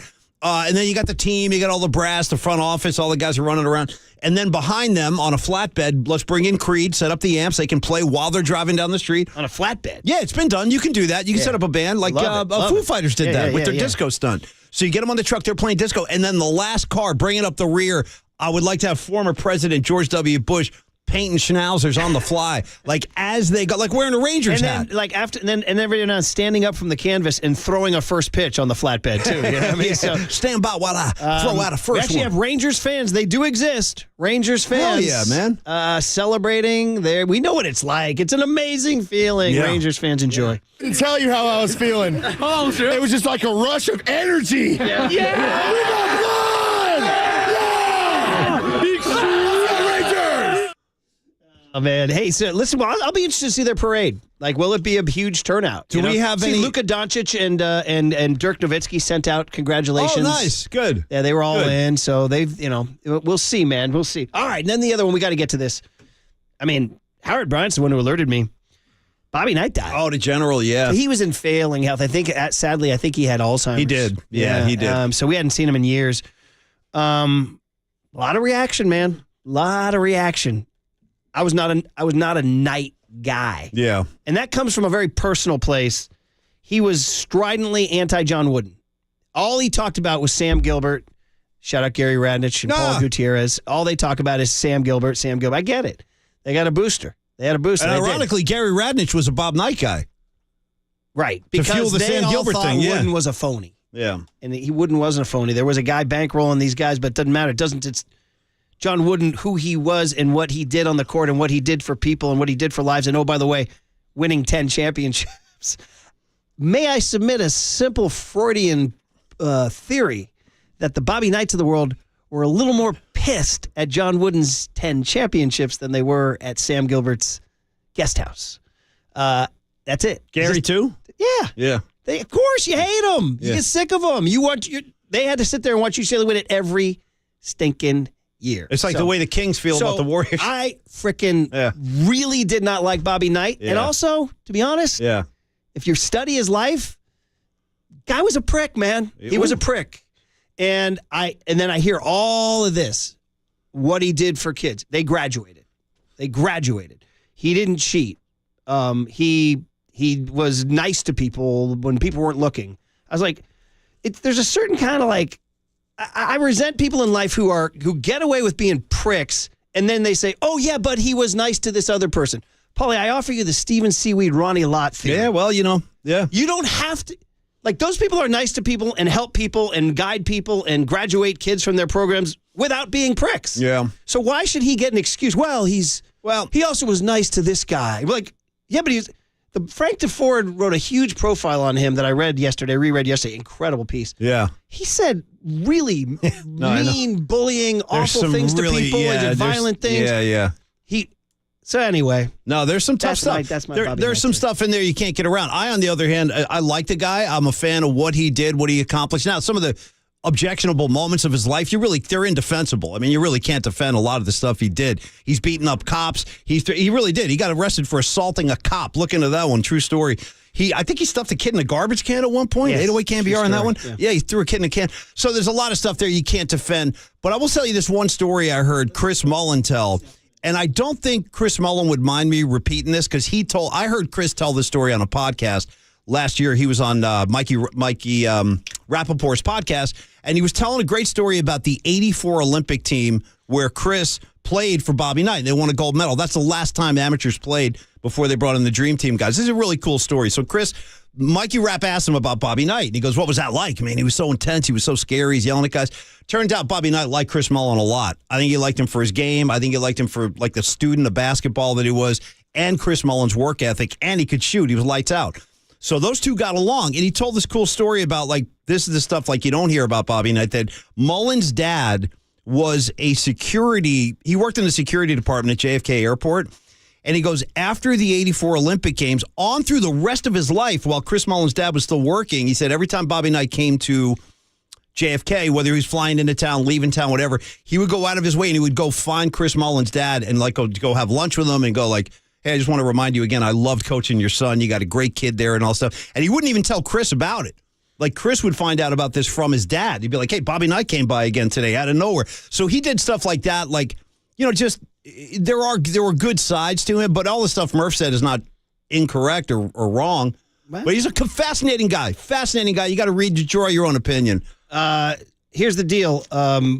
This is just to get you guys some sound. Yeah. This is really just for fun. I mean, really, his anger management was real. Oh, we got him on the board. Oh, yeah. His anger management was legit. You have it? Well, I mean, I got like one of my favorites. I got let me play this. This is a good one. He's just doing his coach's show. Okay. And what's really funny is, as a guy who knows anger management, raising my hand here, I can see it. He snaps right in the middle of this interview when he's talking about this loss. Nobody snapped like Bobby Knight. He just snaps. Yeah. Check it out. Occasion just got moved right out of position and gave up a lot of points. I feel that we just haven't. I'm really disappointed in the of course progress that we've made. Damn it! Wow. This show. Take this show and forget it. Forget. It's unbelievable. Just storms It's unbelievable. You can't even draw it up. And by the way, I got my favorite one that I like to hit on occasion. Oh, hold on. Around this week. Now, you may be, but I'm not. Let's repeat that. We had the board down. Take two. I'm not here around this week. Now, you may be, but I'm That's the one. That's just a snippet of that halftime, like Rangoon. He's just calling these guys. in the Purdue, I said to Howard Brown, sick and tired of losing I to said, well, he Purdue. doesn't have to worry about losing to Purdue anymore. Yeah. Howard said, what if he was damned to hell and his eternal damnation was to lose to Purdue every day? That would be his hell. You guys think I was harsh? And listen, I'm just trying to keep it real. Like I said, he did nice things, but I was not a fan. Ray Ratto, I'll steal from Ray Ratto's Twitter. He said, I never realized until today that describing someone as complicated means he was a spectacular a-hole who pretended he was more virtuous than he actually was.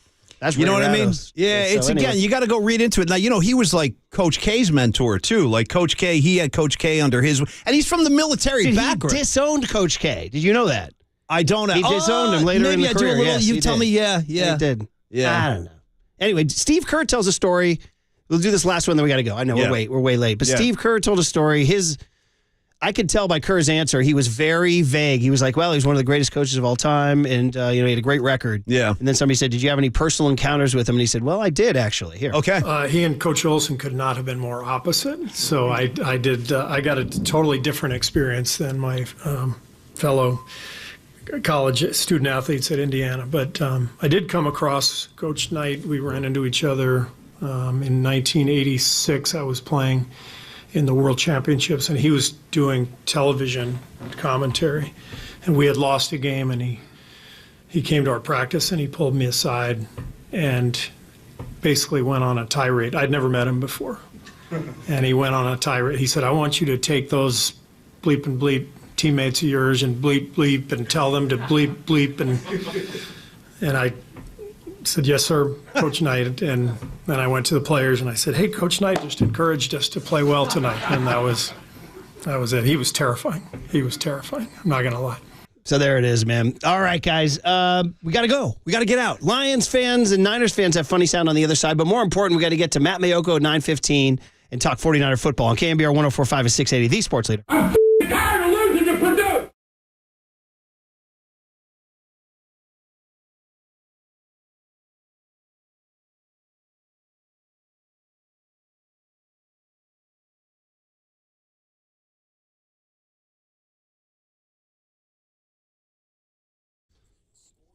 All right, let's talk about Provident Credit Union, an incredible money-saving tip that will help you control your finances. This is good stuff. Provident Credit Union, helping you make money, helping you save money. It's just a positive situation. You make an investment on your own terms. This is what we're calling the Pick a Term Certificate from Provident Credit Union. It's the ultimate solution to help your savings grow just the way you want.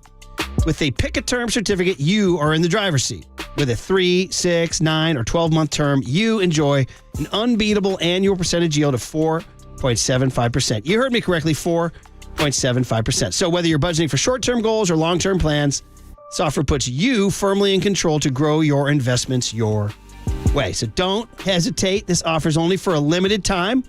Visit providentcu.org today to learn more. Start your application. Get on in. This rate is effective October 1st, 2023. Minimum balance requirement of $10,000. Early withdrawal penalties may apply. Federally insured by the NCUA. For additional information, please visit providentcu.org.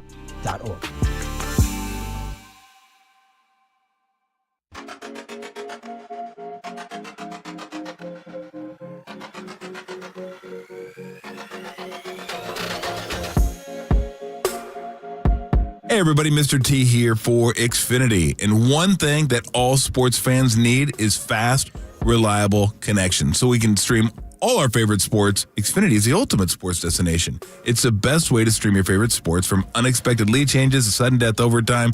You need fast, reliable connection to power all the devices in your home. You know how it goes now. Get your laptop up, got the phone up, got the TV on. I don't know how you keep up with it, but you do. But you need all that so you can stream all your favorite sports. It's important to have the devices in your home connected to fast, reliable in-home Wi-Fi that keeps your devices running. So treat yourself to front row seats to all the games. The next generation Xfinity 10G network is made for streaming live sports, which means it's the network you can count on in crunch time. Get the fastest internet and a strong, reliable connection, even when everyone else is online at the same time. Xfinity 10G network. The future starts now. Restrictions apply. Actual speeds vary and not guaranteed.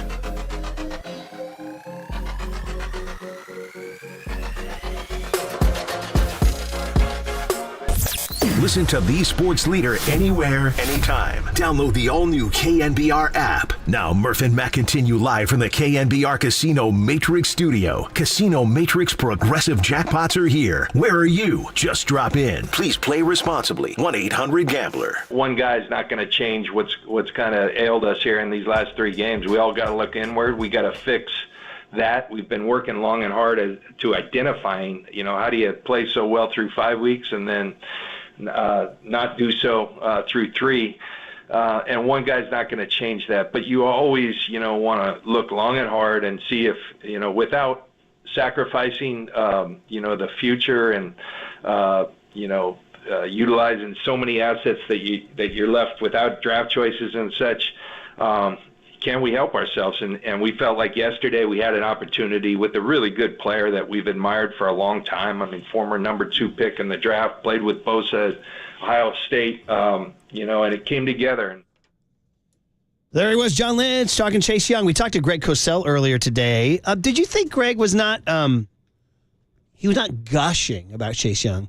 He kept saying the phrase. He wasn't actually, no. He kept saying high-level traits, meaning like the guy's got physical skills.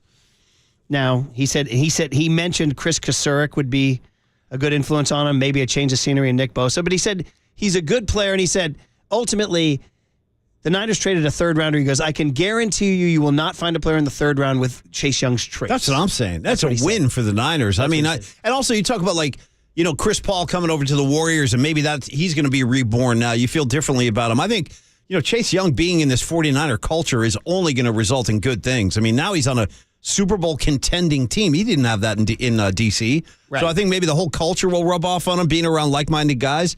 Now, we were hoping, though, that was going to be the case with Javon Hargrave. I'm not ready to write him off, but you're right. He has been quiet. I want to see the Kung Fu kick again.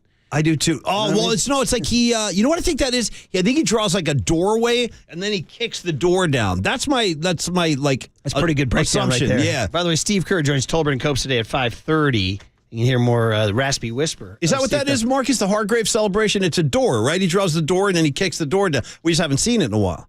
That's why Marcus can't remember. See, now I'm riffing. All right. We did have one last thing from the cooler that does relate to Chase Young. This is on 97.1 The Ticket in Detroit. Okay. Apparently, one host is a Lions fan and one host is a Niner fan. And this thing, I guess Paulie and I need to get to the point where we're throwing chairs in the studio. Oh, boy. This is what happens here. Ian Rappaport, former number 2 overall pick for the Commanders, Chase Young is being traded to the 49ers. Likely a mid-round pick in 2024. What are we doing? And get your privileged ass out of here. Get out. Kindly leave.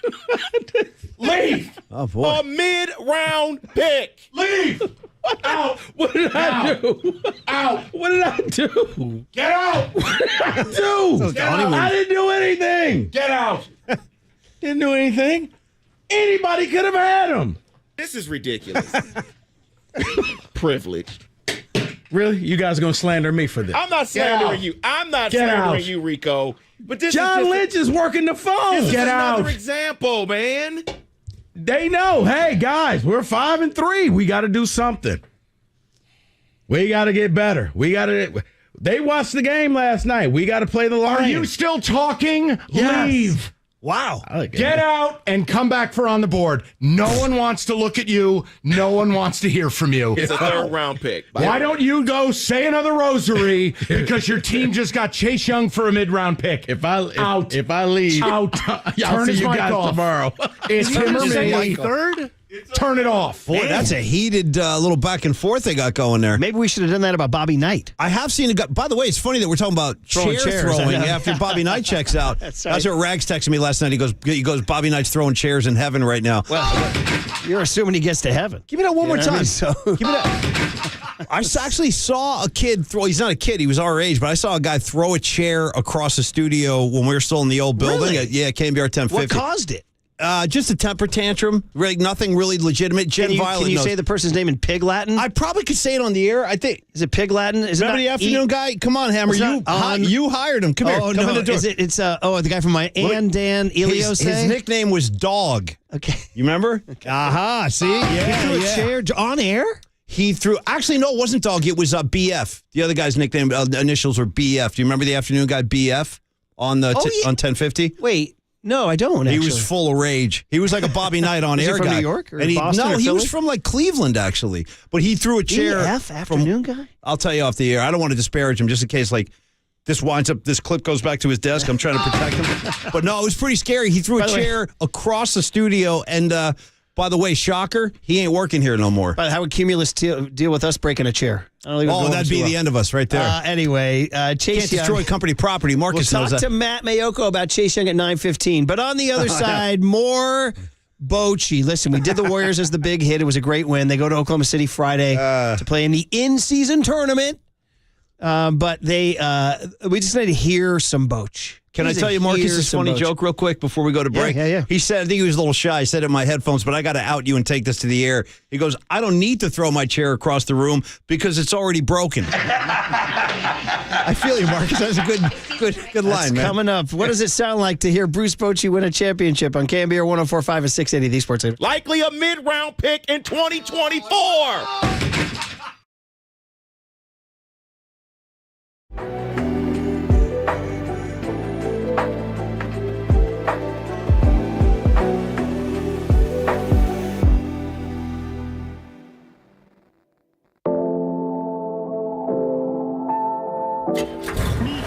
From the Chilton Auto Body Traffic Desk.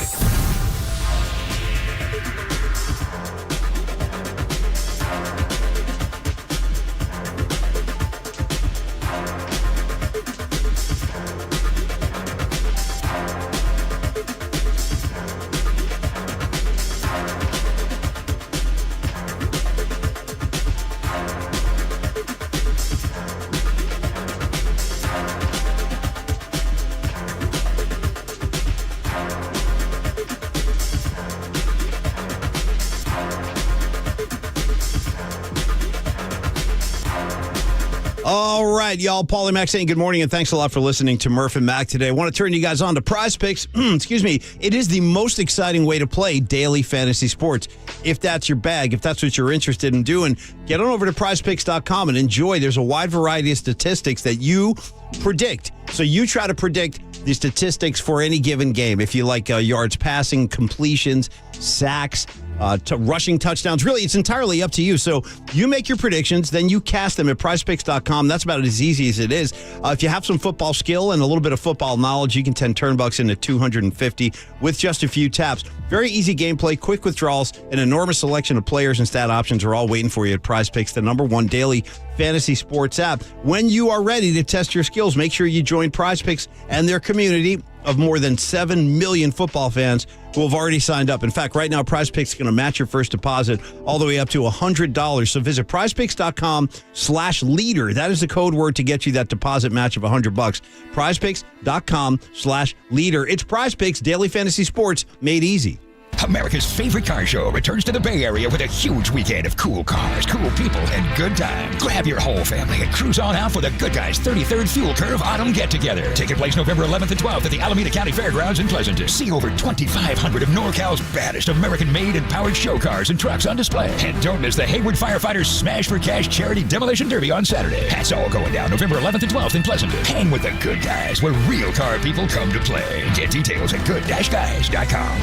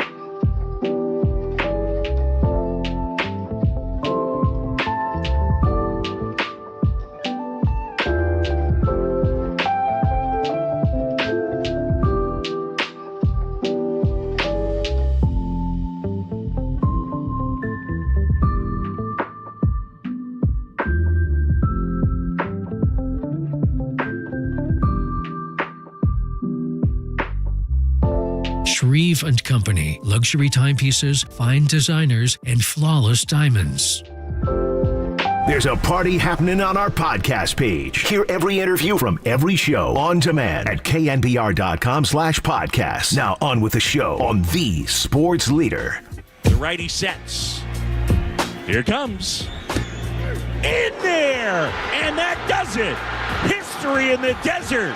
The Texas Rangers, for the first time ever, are World Series champs. And the celebration begins third base side of the mound, the dog pile, as they jump up and down out of the dugout, out from the bullpen in right field. The Rangers celebrate.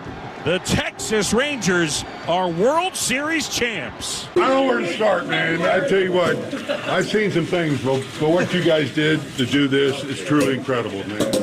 I'm just honored to ride with you to win 11 straight road wins to do this. You guys inspired me. You guys just wrote history in Texas. Yes. Congrats, world champions.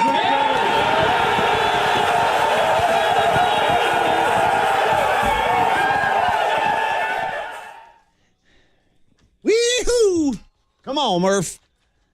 Yee-hoo! I'm getting my Texan on in here. So Marcus is the master of the rejoins. He's been red hot all week, Marcus. He's been red hot all year. Yeah, no, he has. He's the. They're going to try and steal him away at some point. I ain't going to let that happen. I'll throw my body in front of the truck, whatever it takes. Because you ain't going anywhere. Boch is our ex, and he lives. That song is so perfect, even to the point where I hang my hat in Tennessee because Boch has a house in Nashville. Yeah, yeah, he does.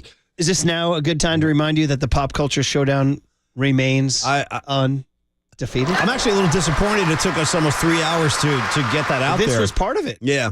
This was part of it. Yeah, this was the old school country artist, Glenn Campbell's By the Time I Get to Phoenix versus George Strait's by the All My Exes Live in Texas. Bochy, look at you, buddy. You magnificent bastard. Look at him winning a World Series. And by the way, you are listening to KNBR and KNBR FM San Francisco, the sports leader, a Cumulus media station, probably for the 8:55 crowd. Yeah. We have to kind of take it.